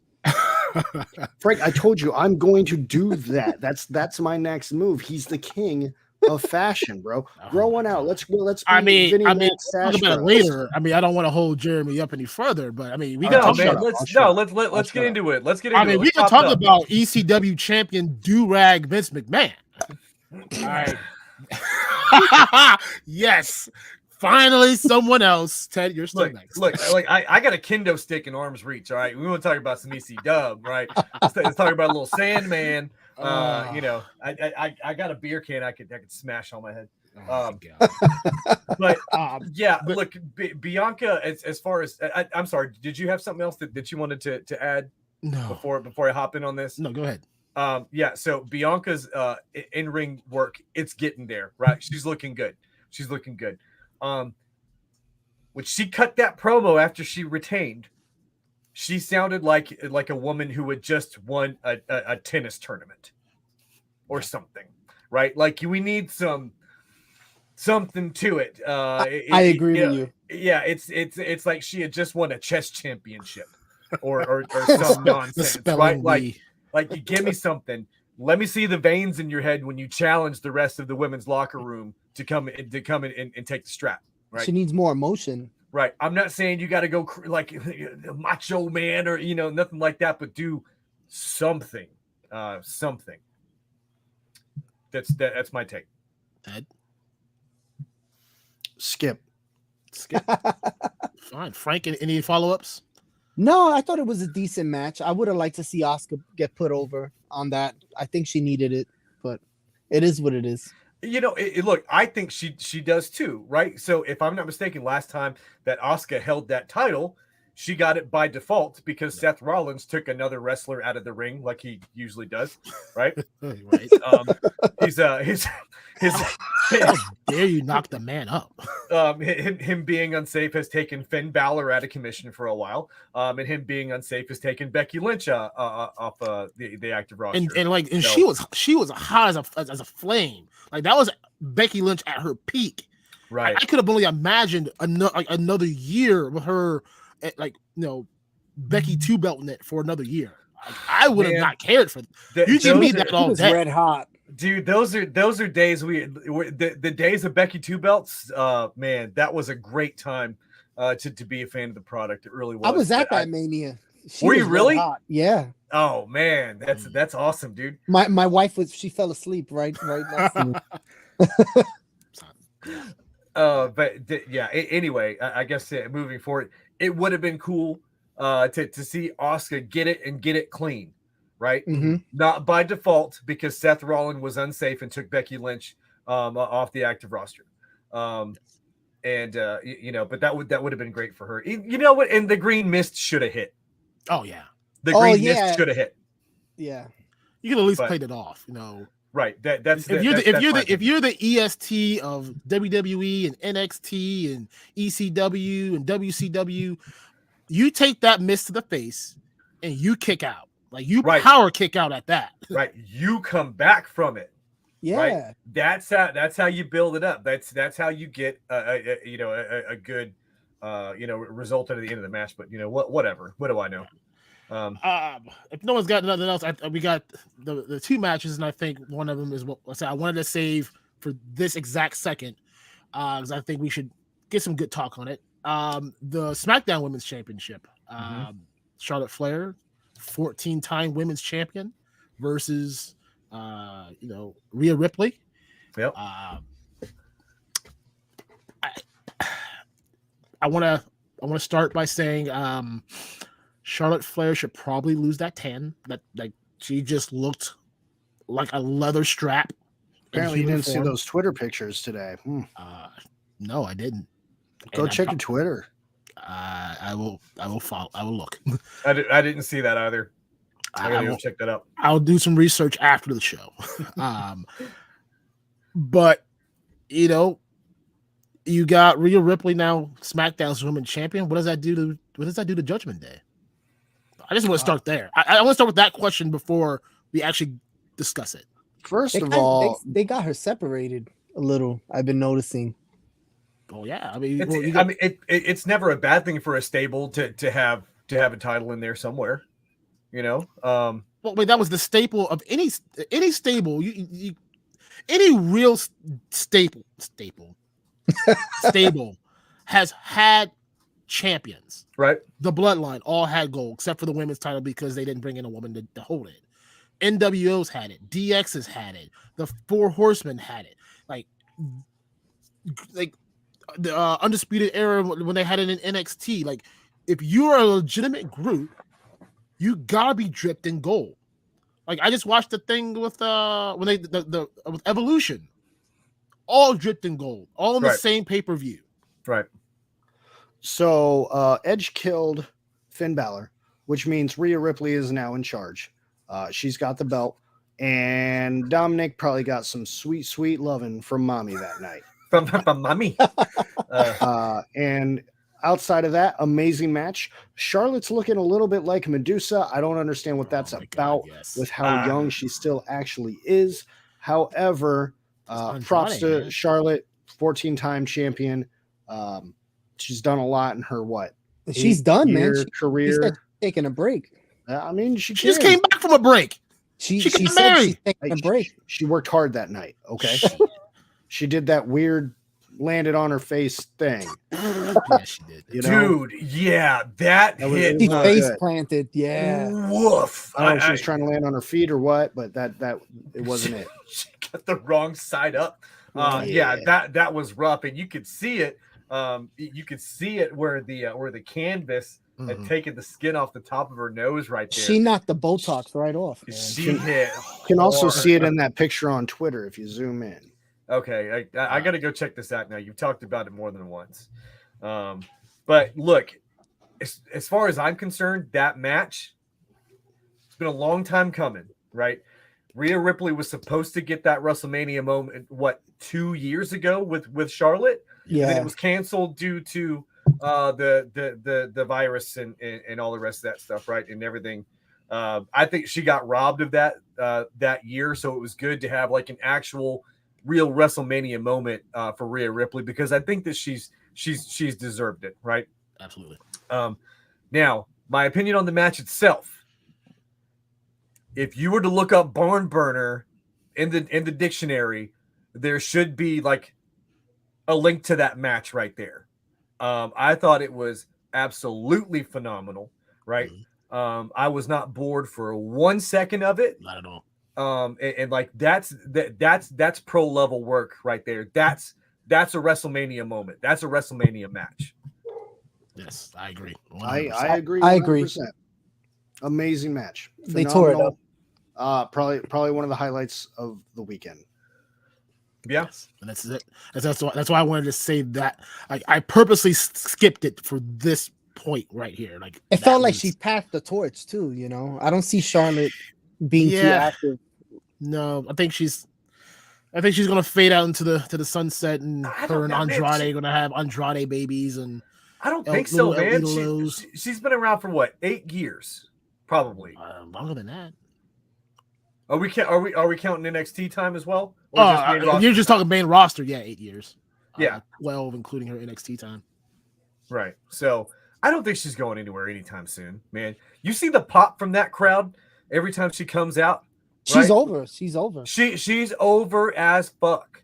Yeah, She you know, is the queen. and she could draw, man. She puts butts in seats. So exactly. I mean, And let's see what Rhea does, though. This is her And time. if you're at a house show and everyone around you is being lame and you stand up, throw up the floor, she will lock eyes with you, right? Throw the floor back and woo as loud as she can. She's awesome, man. I love her. I think she's great. I'll keep that in mind next time she ever decides to come to Columbus, Ohio. Was there any other thoughts before we get to the final match here?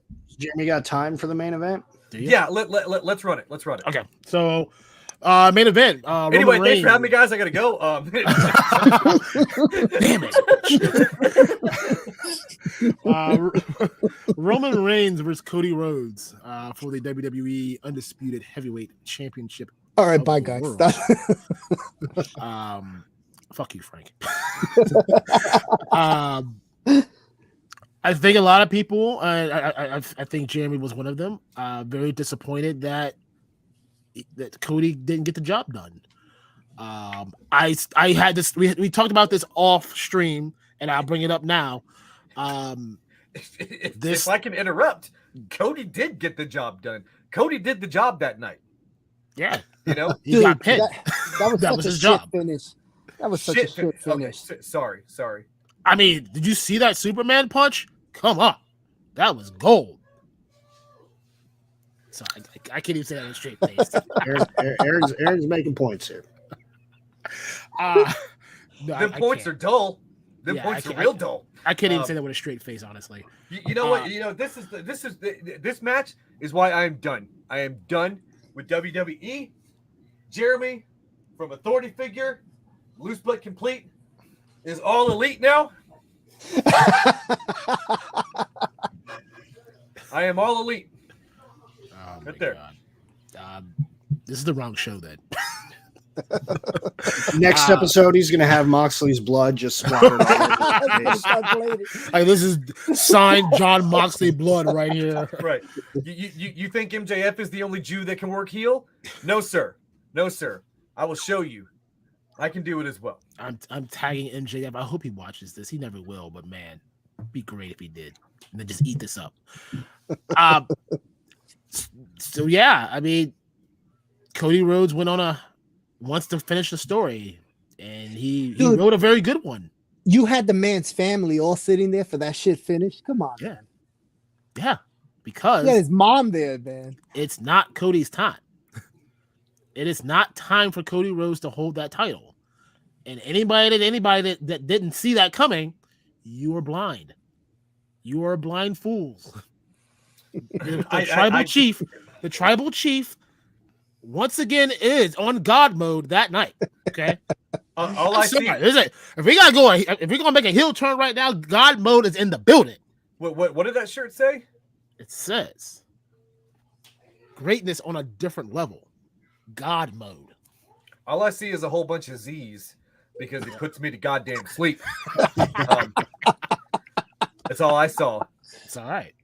I'll take it. But the fact of the matter is, Cody Rhodes is not your champion. He will hold it. He will win that championship in 2023. I will tell you that. But it will not be beating Roman Reigns. It will be some tournament that they're going to have that they introduce a new title, and he will win that title. The reinstatement of the 24/7 championship.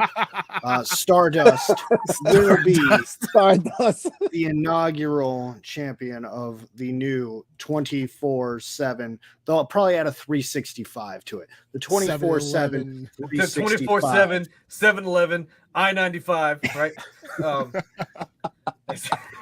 As old Ron Killings would do. You should check out his song Barnyard Flexin' on iTunes. I'll add that to the list. Anyway, I didn't know we had more sponsors. there's a whole dance and everything, right? Barnyard Flex. So Oh my god, is that kind of like the Muscle Man dance? We're all learning this. We're all learning this for the next show, all right, guys?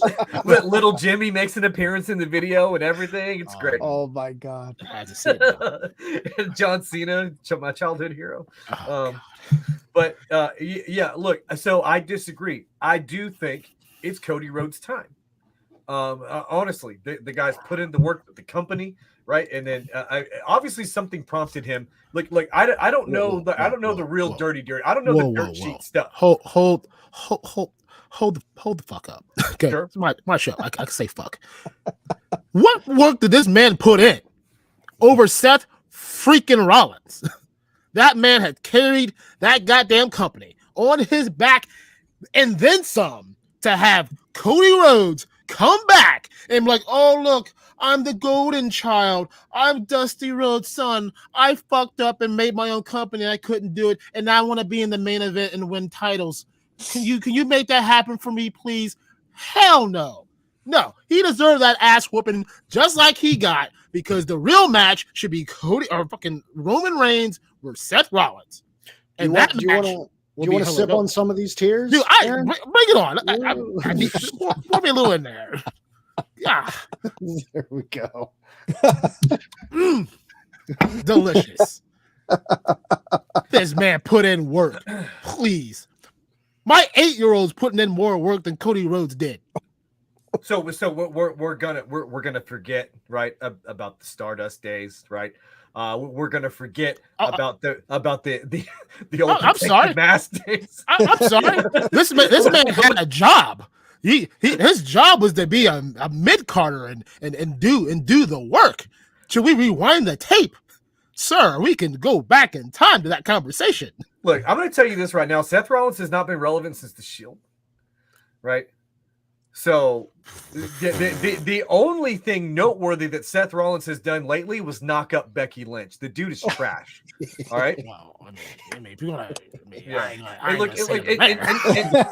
and quit it with the highlights in your hair, right? It's not fucking 1998 anymore. Just stop, right?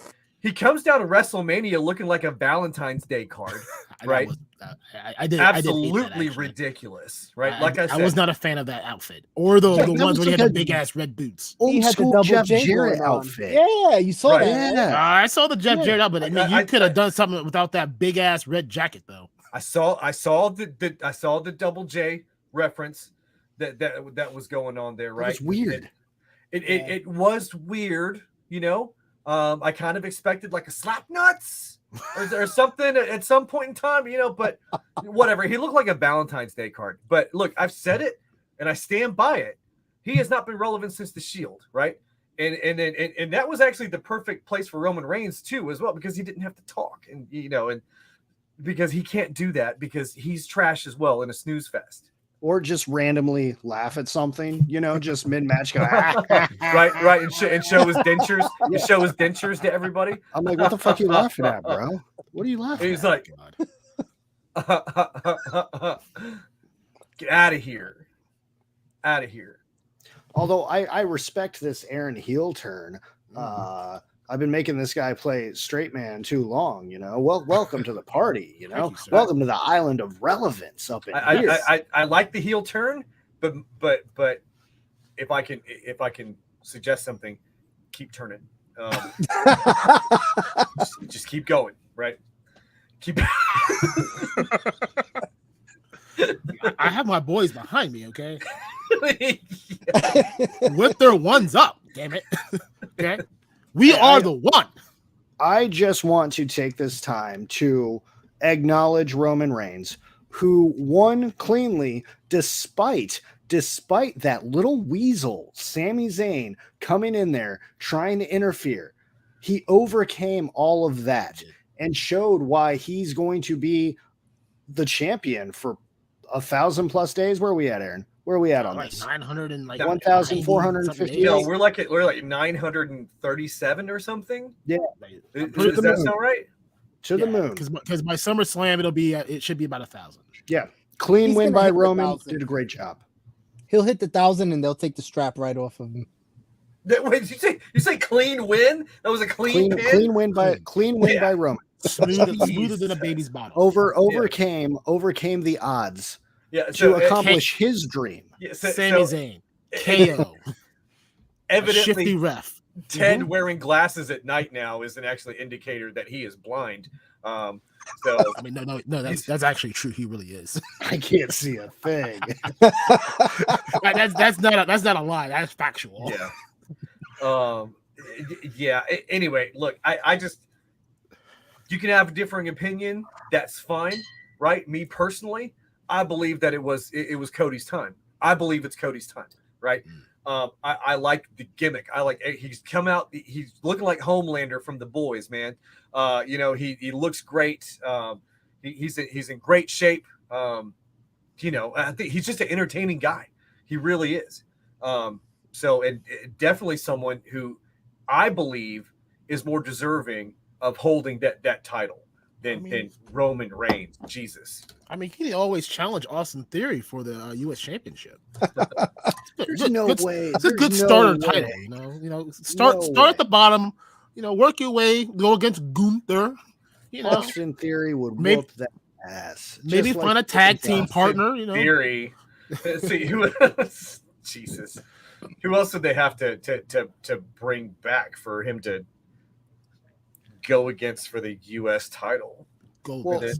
They're bringing John Cena back into the ring. You might as well see if Raven's available or some nonsense, right? He might need some money. Whoop that ass too. Whoop his little Eddie Vedder Pearl Jam looking ass. See, Jeremy, I'm not sure if you're privy to the results of Raw last night, but we're going to spoil it. Where Sad Cody came out all emo AF, challenged for a rematch, was denied, had to find a partner, found one in Brock Lesnar, just smiling and laughing. And at the end of Raw, spoilers, Aaron, I know you haven't seen it. Brock Lesnar just turned on him, destroyed that dude everywhere. So Cody is literally buried so far deep that he in a week is going to be begging to put that Stardust makeup on. It's fine. Look, that's please, fine. Daddy Mac, look, that's fine because look, Cody, it's in his blood, right? He's the grandson of a plumber, right? He's gonna make it because when you're at the top, there's no place else to climb, right? So bury Cody further. Bury him down further. That's only more people he's going to have to before he takes that gold home. It's happening. Yeah. It's happening. Oh, he gonna get buried, all right. Don't you worry about that. Anyway, I think we've shared our fun opinions. Overall, I'll ask a three-part question. It's gonna all be lumped together. However you want to work it. Rating scale of WrestleMania, day 1, day 2, and as a whole. Let Jeremy go first because I know he's got a bounce and that can get him off the hook.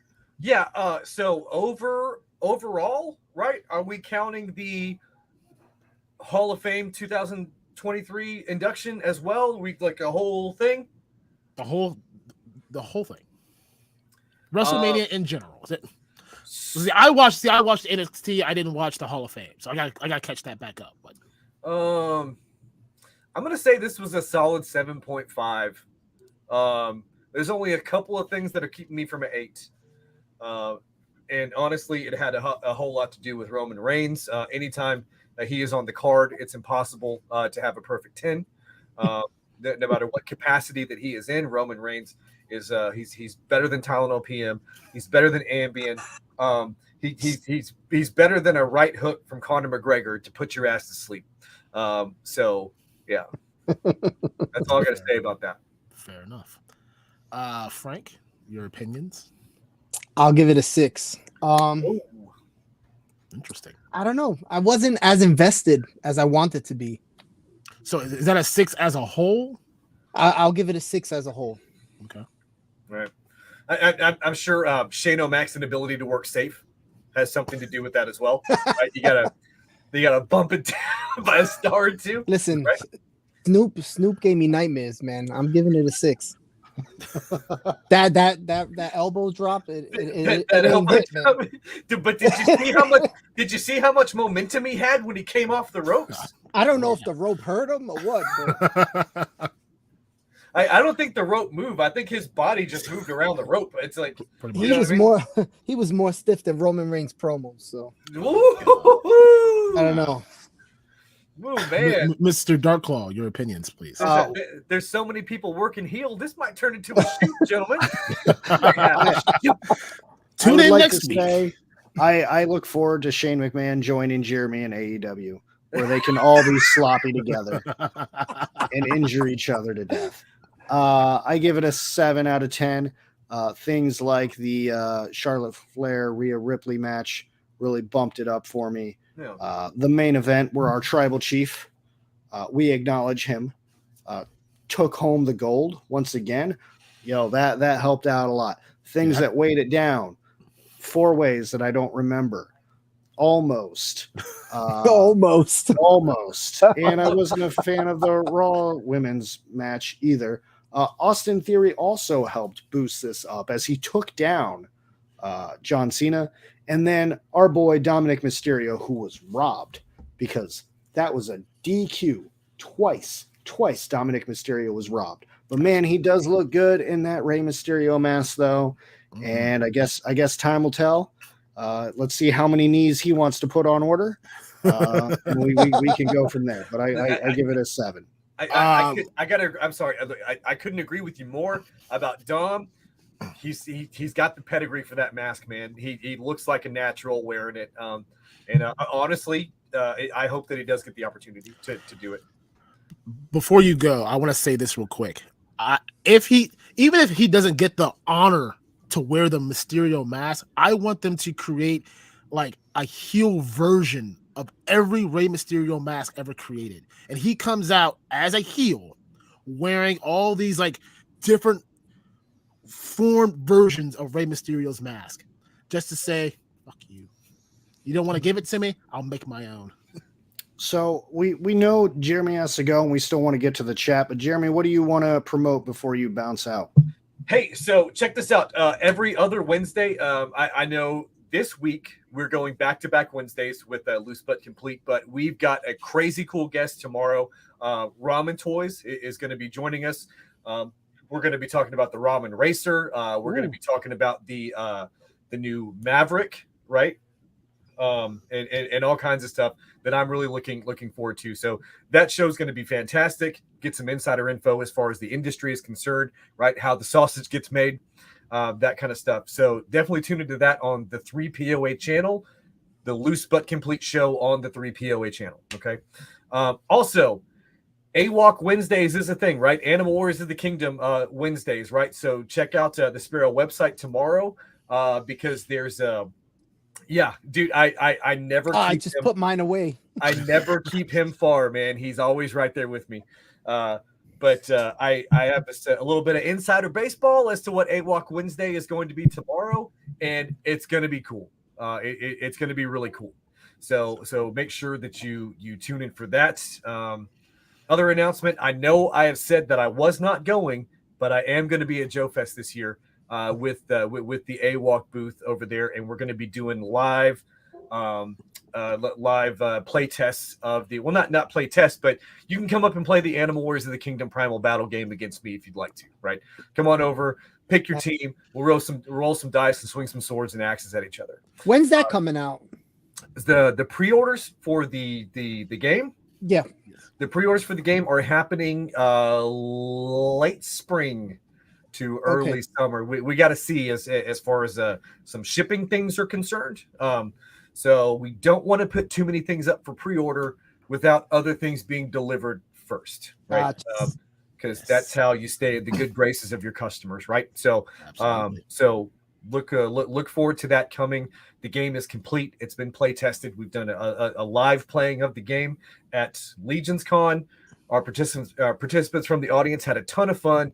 Nothing but smiles all around, and I'm really looking forward to that product getting into the hands of the fantastic AWOC customers. So, but what could really enhance the experience of playing that game is taking part of AWOC Wednesdays, right? Take part of the deals that are happening. Check it out.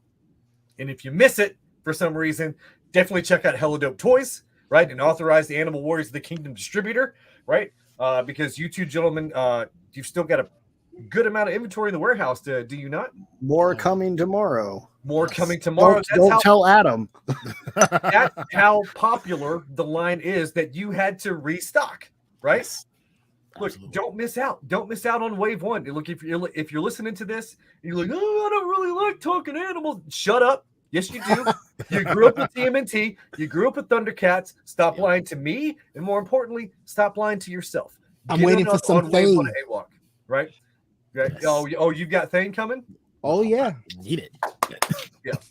My man. So anyway, One more thing, sir, before you leave. I just gotta say, I'll be waiting for my beer at PowerCon if you decide to show up.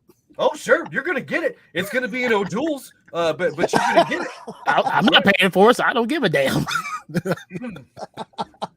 He's just gonna pee in a beer bottle at this point, dude. You're gonna get After a this Milwaukee. shit. You're gonna get a Milwaukee's Beast.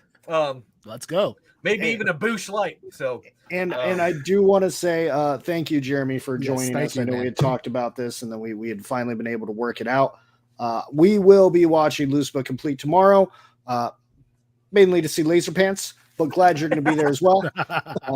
But we really appreciate your time and hanging out. And if you want to stay longer, you're more than welcome. We're not booting you out, but if you got to run, you got to run.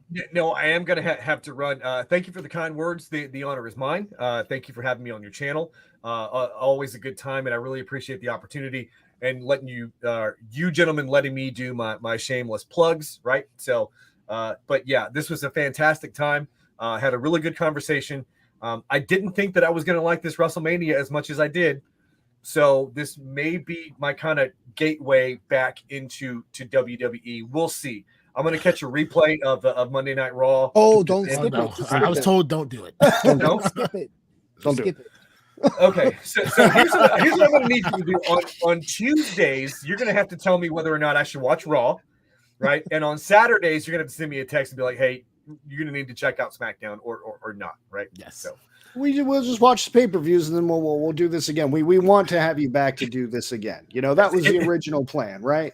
So we're glad you're here. yeah, and like I said, thank you again for having me here. It was a fantastic time. Yeah, and really cool meeting you, Realm of Toys, also. It was So, awesome to meet you.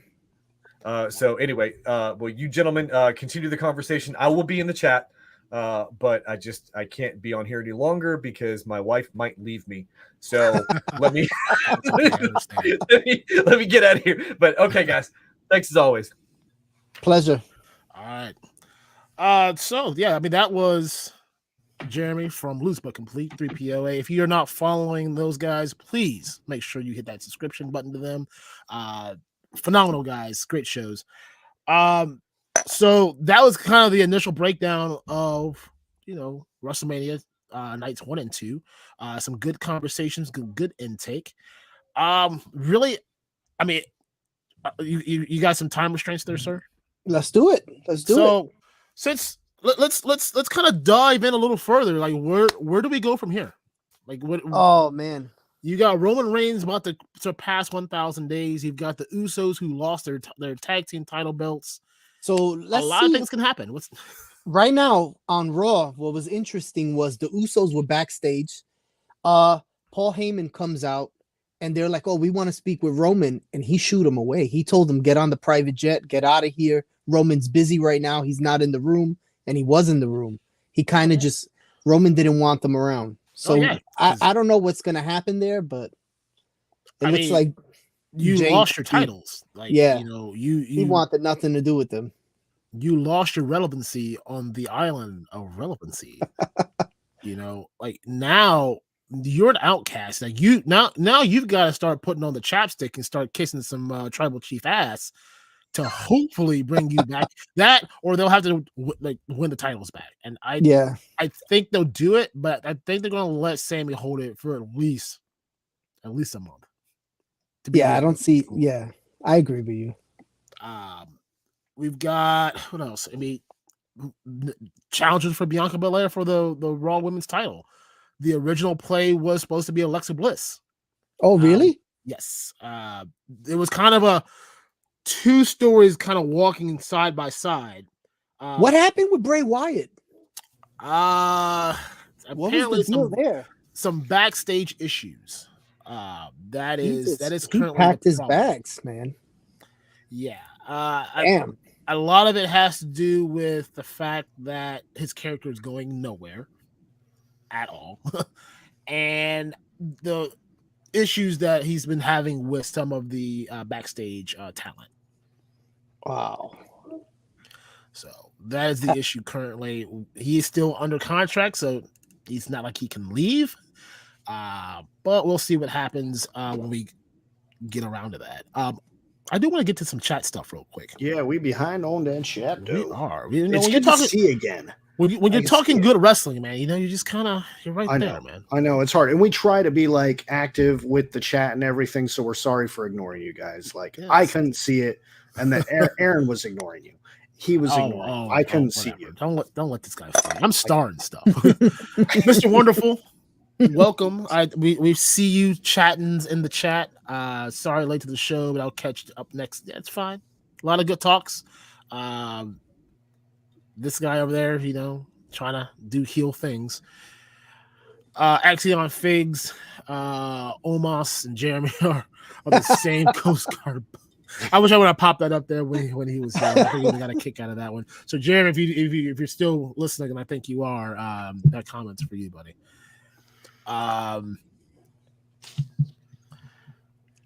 The Teflon 3 is going to be Roman versus Brock for the next 10 years at Mania. Yeah, probably right. At least half of them. The rate things are going. They're going to offer Brock the house and then some for him to stay, even as a super duper part timer. Yep. Axion Figs. Those guys have broken blood vessels. That goes back to the Walter match, where they literally chapped the shit out of each other. That was rough. Yeah. Axion Figs once again. Edge looked like a half-drunk disco ball wearing fairy wings. My daughter has kid. I mean, we've said it before. I mean, this is to the point where Edge needs to go ahead and do his swan song. He came back because he wanted to wrestle and leave on his terms. Like, he got that taken away from him when he got his neck injury. You're not doing anything anymore, man. Like, time to go back. You're not going to win a title, and if you do, it's literally just to say, "Hey, you won it," and you're going to lose it the next night. I just think it's done. Like, I hope the Judgment Day story is done. If you're going to do something else, that's fine, but let it at least be some form of relevancy, because right now you're not. Adam once again, but that elbow drop was pitiful. Yes, it was.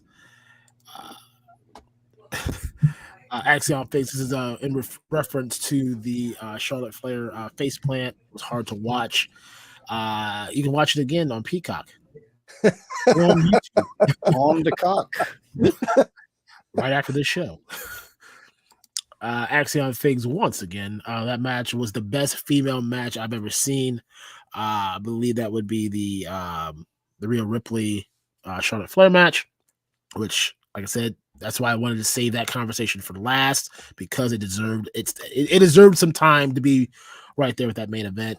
And the main event wasn't all that fantastic unless you knew that Cody Rhodes was going to lose. Those girls tore it up.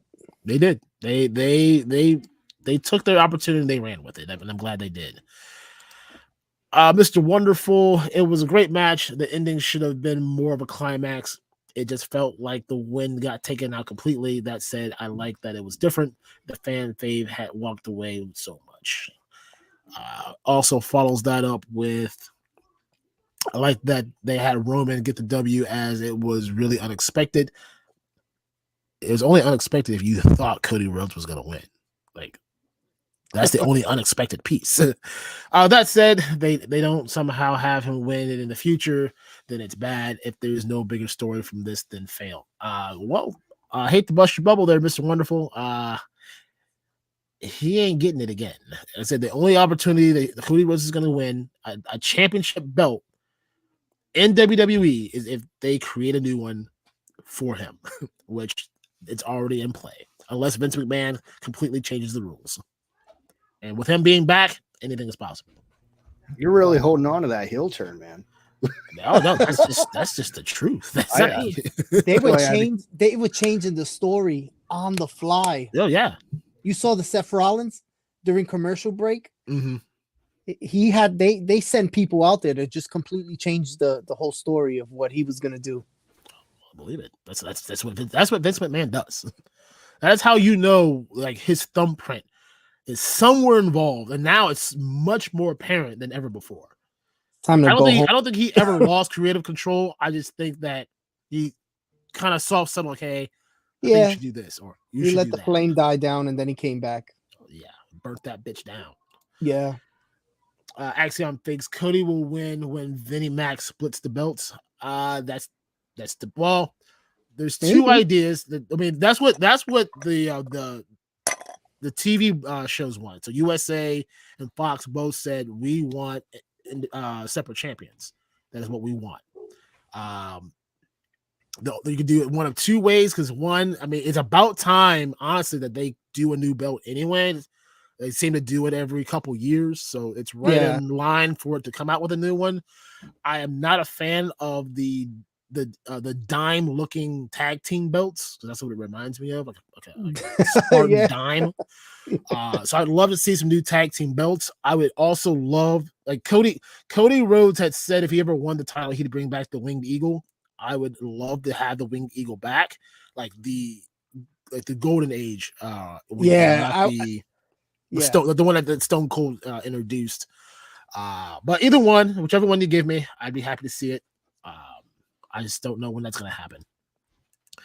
Adam says, if I get MJF to like this, you guys will owe me your firstborn or equivalent. You can have him. I'll ship it to you right now. Mine's an adult, so she can move out and hang out with you. Yeah, make mugs. Start a new business. Mr. Wonderful, once again, that would be stupid not to give him a win over Roman. I'm fine with some splitting of the belt situation, but you can't create a championship unless you go through. Nope. You forget who's in charge. Okay. Vince McMahon will do whatever he wants, whenever he wants, and you're going to see a new championship belt more sooner than later. Including making himself a sweet ass mustache. It's that nice little smooth. What he wants, when he wants. Vince McMahon don't give a fuck. He sure in the hell don't. Daddy's home. Yes, Black Knight. That's why he did not get over. Well, obviously, I called this. Like, pull up Stable Wars right now. Show me my picks. Cody Rhodes for the win. Finished 5th. Thank you very much. I finished 8th because I picked Cody. I know. Mr. Wonderful, as a whole, it was the best in the last 10 years. As a whole, I would say yes. I do like last year's Mania, maybe a little biased because I was there. Who was last year? Last year was in Texas. That was where Cody Rhodes came back. Yeah. Okay. It was a good show, but I think this, by match quality, even if you take out the crappy ones, overall the show was just good. It was good. It wasn't bad. Yeah. It wasn't horrible. It wasn't great. It wasn't like 10 out of 10. It was like right there where it could teeter on that 7-8 line. And it's like we all kind of vote. I think you gave it a 6. Yeah. But and an average, it was about a 7 across all 4 opinions. Adam says that day 1 was a 7, day 2 was an 8, Raw was a 7.5. I would probably switch that day 2, day 1, honestly. Maybe even drop day 2 to like a 6 and 3/4, maybe. Because like I said, I mean, outside of that Charlotte match, I mean, it was all right. Yeah. But day 1 was gold. Like that honestly might have been an 8.5 just day 1 alone. So was it true Triple H ran the first day and Vince ran the second one? Absolutely. That was night and day. Yes. Vince McMahon had a lot, his hand in a lot of day 2. Poor guy, man. He just like bumped up that show and they just stripped it all away. Well, hello, NXT. Oh. You went from the black and gold brand to rainbows. Like, Yeah. no, I want that dark, gritty NXT. That was the I NXT agree. I watched. Where's Nakamura? Probably back in Japan being happy. It's like, I don't know. I don't know anymore. Like, They got honestly, so much talent that they do. they and do it's nothing with. They're going to lose them. Mr. Wonderful, once again, honestly, I don't know where they go next. I do feel that they're going to play a factor with Jay and Roman. As for Cody, I know he's got Brock, but where's it going? I'm very interested. Yeah, like I said, The Rock has teased again that the bloodline will see him soon. Take that for what it's worth. Whether it is a build up to SummerSlam, I don't think they're going to do it in Crown. I don't think they'll do it at Crown Jewel, especially with The Rock doing that live action Moana that's coming out. Live action Moana. Yeah, he pitched to Disney. Disney loved it, or Pixar, or whatever the fuck it is. They loved it. They're doing it. Oh god. But I definitely see Jay versus Roman because that is unfinished business, and I think that you kind of saw that when Sammy went and beat the living daylights out of Roman, and he split off. Yeah. So I think that's going to be the final story to the bloodline. Hey, you guys catch any of the rumors that the pay-per-views are going to go back to being $59.99? With the UFC involved, I wouldn't be surprised because that's their money. That's how they make their money right there. And if they do, I'm only watching WrestleMania. Yeah. I get free pay-per-views, so I'm chilling. Whoa. If it goes to $59.99, we're going to talk about that. That's you a have my chunk of change. I do. Anyway, I think, there's not a lot, you know. Oh, yeah, I did. Hold on. We got 13th Prince in. 13th Prince, how you doing? Damn, that gash on Finn Balor's head is nightmares. That was crazy. Dude, I wish I had that picture up right now because I would show you, like, it is like it went all the way back. Yeah, like wow. You could literally Garbage indie wrestling, man. Like, dude, and I want the NXT Finn, man. Like when they first brought him in and he was doing the whole demon thing. I just feel like the demon thing got played out already. Well, I mean, I've told Ted this a million times. My issue with Finn Balor and Demon Finn Balor is they're the same. Yeah. Outside of the makeup, the movesets are exactly the same. If you're going to have Demon Finn Balor come out for special occurrences, it should be totally. He has to have his own moves.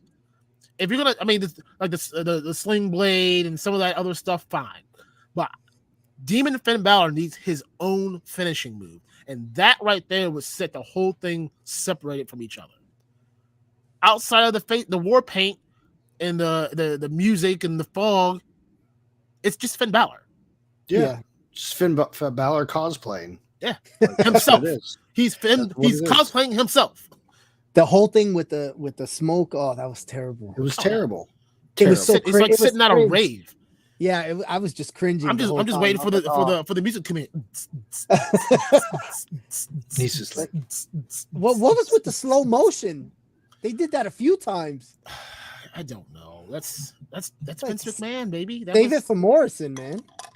Yeah. Well, he ain't coming back. Well, I don't even want to say he ain't coming back. I mean, he might. Who knows?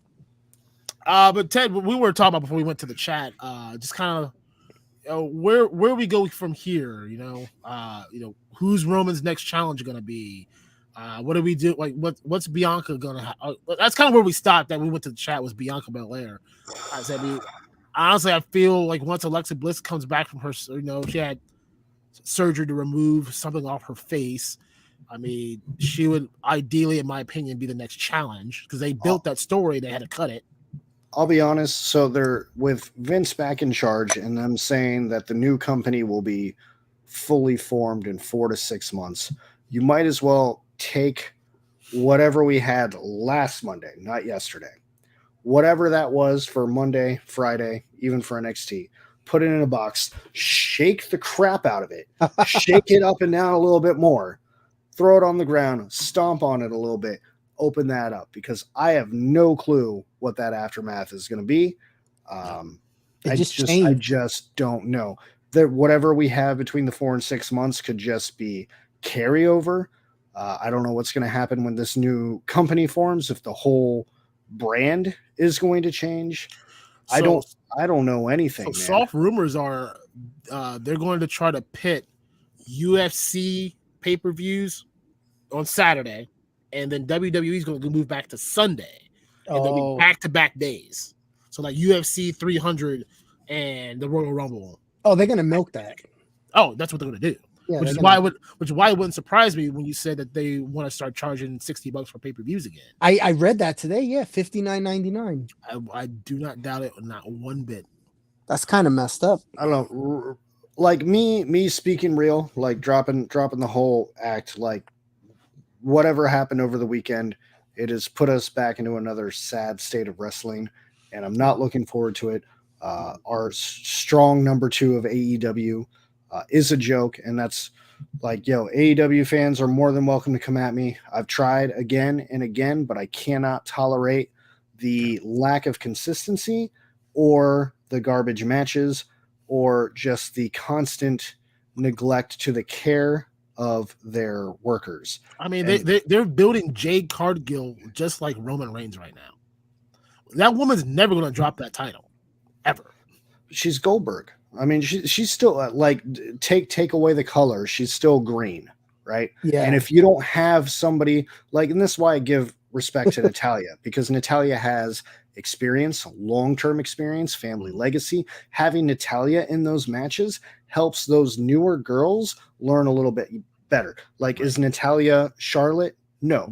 But Natalya knows ring safety, she knows how to work, and she knows ABC, and that's what those girls need. When you She can guide them. Yeah. When you put somebody in a match better than you, and that's the benefit of Austin Theory, even though he was against John Cena, he had somebody in the ring with him with experience. It doesn't matter. Some of that is going to rub off on you, but you're a jobber facing jobbers. You're shit in, shit out, bro. Right. Yeah. No, I agree. That's 100% true. I mean, I just don't like. They're not. I look at it this way. Like, you look at the initial AEW, like Cody Rhodes led AEW. Did it have a strong women's division? No. I mean, you had Britt Baker, DMD. You got to throw that in there. A couple other girls whose names I don't remember right now. But then, like, really, it was just the best friends. Cody, the Young Bucks, Kenny Omega, Hangman. And then you brought Jericho. You sold Jericho. You gave him enough money for him to stay. You brought John Moxley in, and then like you ran a good show. Everything was good. You almost would have had me convinced that AEW could legitimately compete with WWE year one. I thought when it started, it was pretty solid, but it went to the shitter now. Quickly, real quick. And I think honestly, depending, like I said, hold on, let me pull this up right here because Mr. Wonderful probably said it just best. UFC already prices themselves out with all the pay-per-views. WWE then having pay-per-view costs is going to hurt any crossover. I don't think it's going to hurt any crossover. People are going to buy it. You have your loyal WWE fans. You have your loyal UFC fans. That this almost guarantees you're going to see a crossover. Conor McGregor fighting Roman Reigns, title for title, some crazy UFC bout. It's gonna happen. So no, it's not gonna hurt. It's only the only people it's gonna hurt is the people that are on the fence and have been so used to paying $9.99 or $12.99 or whatever it is now for Peacock to get all this WWE content. Yeah, I'm gonna miss it. I never got caught up on my Monday Night Wars. Frank, you're gonna have to take more pictures for me. Right. We need a recap in all pictures. In all pictures. That's all I have time. I go through Instagram like, oh, Frank posted something. Cool. Oh, yeah. I know I missed out this week, man. My kid killed me. I didn't have a chance. Yeah, we get it, man. We've all been there. Mr. Wonderful is saying Jericho is the GOAT. Jericho is probably the one of the few people that keeps himself relevant and has evolved. Like I would say, kind of like with Sting. He went from that surfer boy to Crow. We're gonna skip over the fact that he ever talked in NWO. Went to TNA, reformed himself there again. Joker, Sting, and all the aces and eights. Like, he kept his name relevant. Like, everyone's gonna know who Sting is. Everybody knows who Jericho is. But if you don't evolve, you're just a stale act. And I think that's why Jericho can be in that GOAT conversation. One, for just what he's done for the business, and two, to keep himself relevant. I wouldn't mind seeing Jericho do one last match before he retires back in WWE. He's got time. He's got time. But I don't know if he wants to go back, honestly. I know. Well, now that Daddy Vince is back in charge, he might. I mean, he's said before that he wouldn't be opposed to it, but Tony Khan's probably throwing insane amount of money. Like, oh yeah, he's got a new sugar daddy. It's fine. Yeah, one that gives him what he wants. Mr. Wonderful, I don't want to be the one to bear bad news this, but CM Punk is the reason why they tanked. Yeah, don't get me started with that. Like, CM Punk he's a cancer to himself and any company that he's dealt with post pipe bomb. Like, it is not good business to get involved with CM Punk. And you're seeing why with AEW right now. I disagree, but I like CM Punk. Please elaborate. I mean, I'm just sharing my opinion. I look, CM Punk might have a bit of an ego. I don't think it's that much different from what Jericho is, or what the Young Bucks are. But I'm not back there, and I don't know. I sincerely believe that man came in there and tried to do what was best. And yeah, if the dude's a fucking draw, the dude's a fucking draw. You think Ric Flair is going to take bottom billing or any bullshit from some green ass indie wrestling motherfuckers? No fucking way. No fucking way. CM Punk said he was there to run a business, and that was the business of CM Punk. You and I both run a business. Frank, you have a business in your own right. Like with the photo taken of your business, you're going to do what's best for your business. And CM Punk was doing what was best for his business. And I don't know. Dude was a draw. He put butts in seats. And I don't know the guy. I loved him as a wrestler, but he has a lot of drama that surrounds him. Well, I don't know what it. I mean, yes. CM, like, you can't go to a wrestling show without hearing CM Punk chants. I mean, well, not anymore. But I mean, not anymore. Prior to him coming back, like that, like if I was CM Punk, I would have never come back. Like you got people pining for you. And like now that you've given them the taste is gone. You've already had it. Yeah. I will say, I'm not saying he should come back now. I definitely think it should be called. He did plenty of things while he was away. He did movies. He did comic books. I believe he was writing for Thor at one point. He did plenty of things while he was away, and he was chilling, including UFC. I'm just saying. Look, you try Phil some Brooks. things, Phil Brooks is that? horrible. You try some things and you fail. You learn First and off- you move on. First off, you couldn't even take on a match with Jason David Frank, and you want to call yourself an MMA fighter? Look, at this point, the dude could write a book. He could write a book and it's going to sell a bajillion copies. He does not need to come back to wrestling. Wrestling does not need him to come back. Yeah, I think he should just do his own thing. Yeah. He can do his own thing. I agree. Frank is right. Just not wrestling related. No, not wrestling really. Yeah, he should just he did his thing. He got the pop. Yeah, it's over. He got It's the over. ice cream bars. It's I'm gonna over. call He, it, but, he did get his ice cream bars finally. but I'm not gonna disrespect what he did. You know. No, he was a good wrestler. Here's some stroke to your ego, sir. Mr. Wonderful hashtagging Ted DarkClaw is great. I have my moments every now and then. Also, Every now Ted DarkClaw knows his shit. That's debatable. We'll come back to that. Hey, remind me to put that in the year-end recap, okay? I'll try to remind you. Thank you. I appreciate that. Adam says, I don't care about CM Punk. I want AJ Lee. I mean, she's back wrestling. She's with WoW. Women of Wrestling. Oh yeah, that's right. That's right. She came back last year. So good for her. Glad, Wow. which is crazy though, because you don't hear about it. Yeah. She's wrestling? Yeah, she's in ring wrestling. Yeah. Oh wow, I had no idea.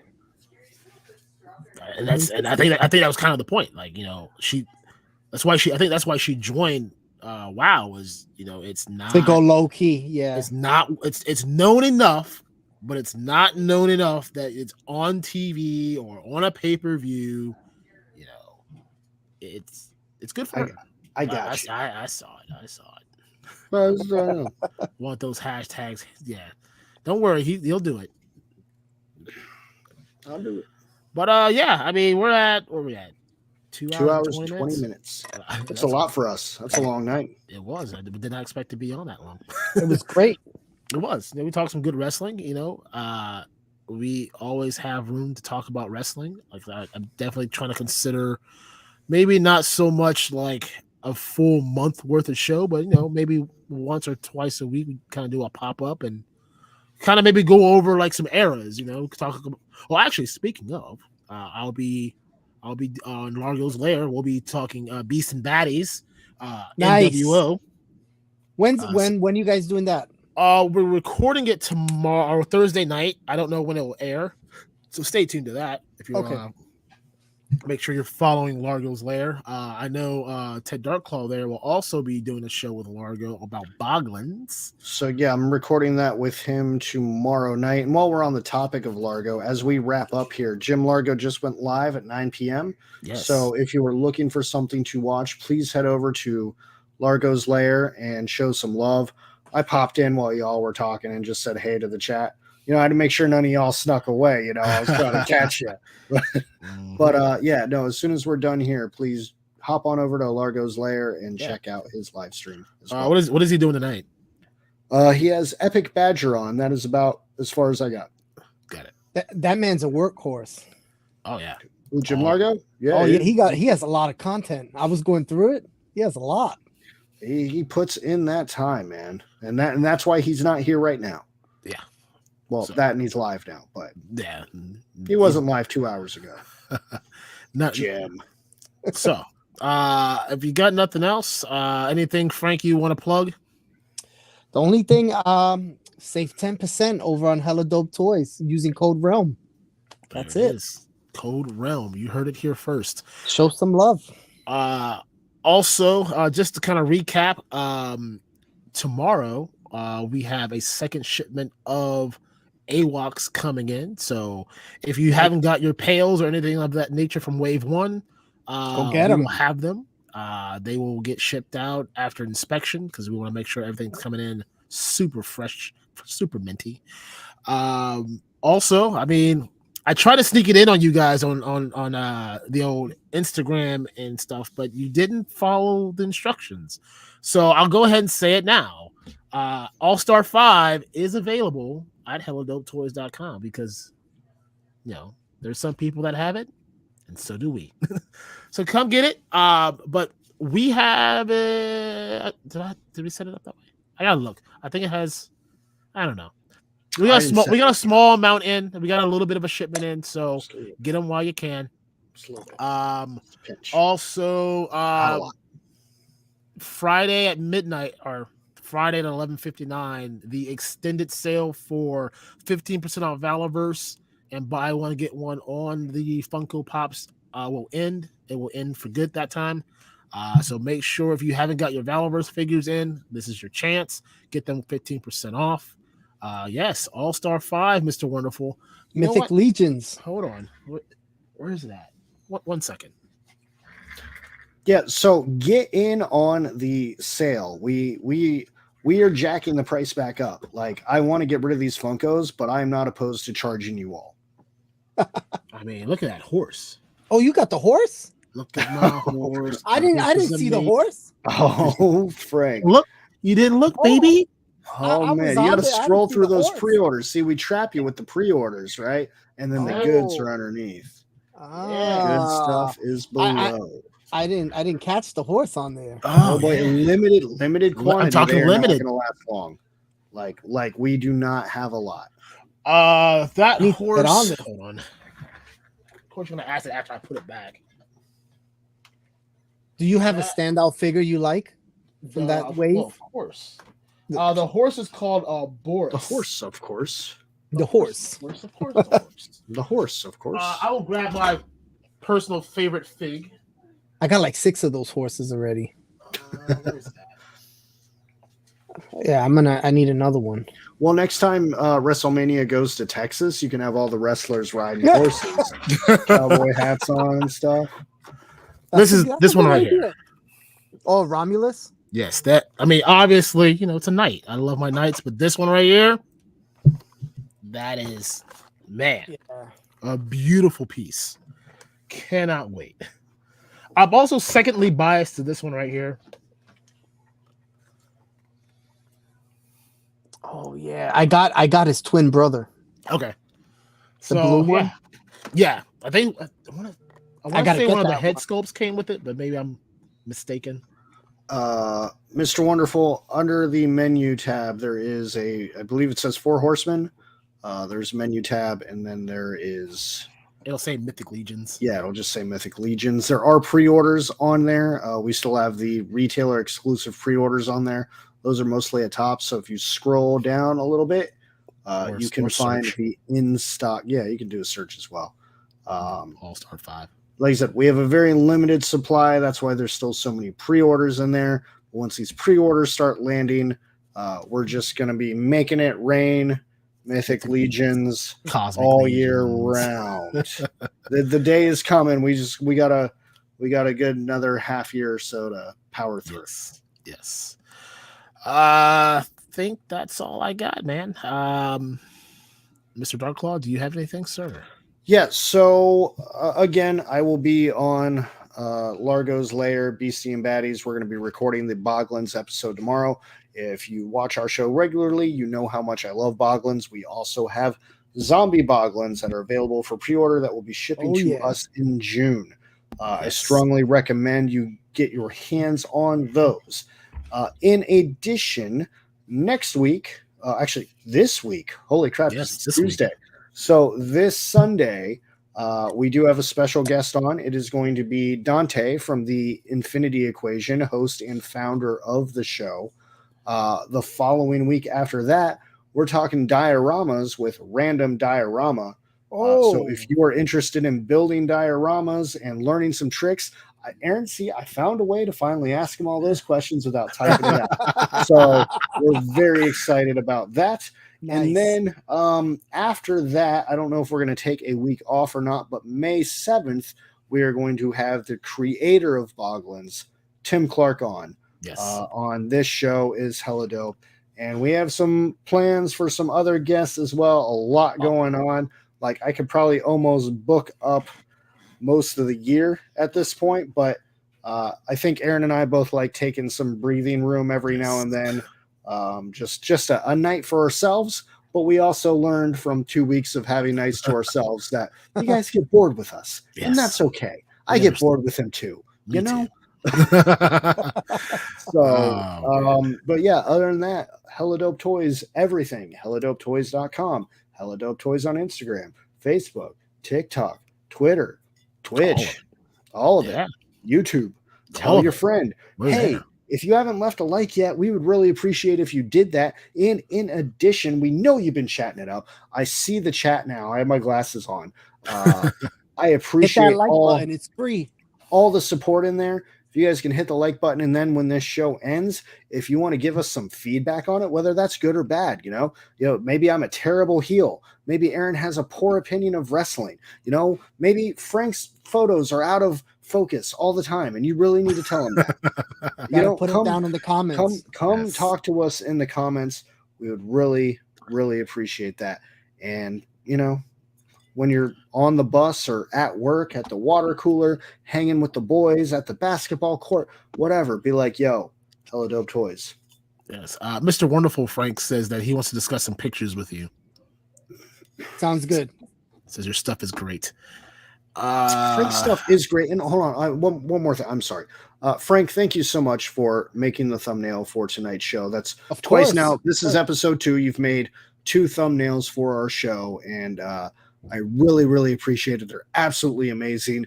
Kind of separates this show from our normal show, and I do a really bad job of giving you credit for No, it. no, it's an honor. It's an honor.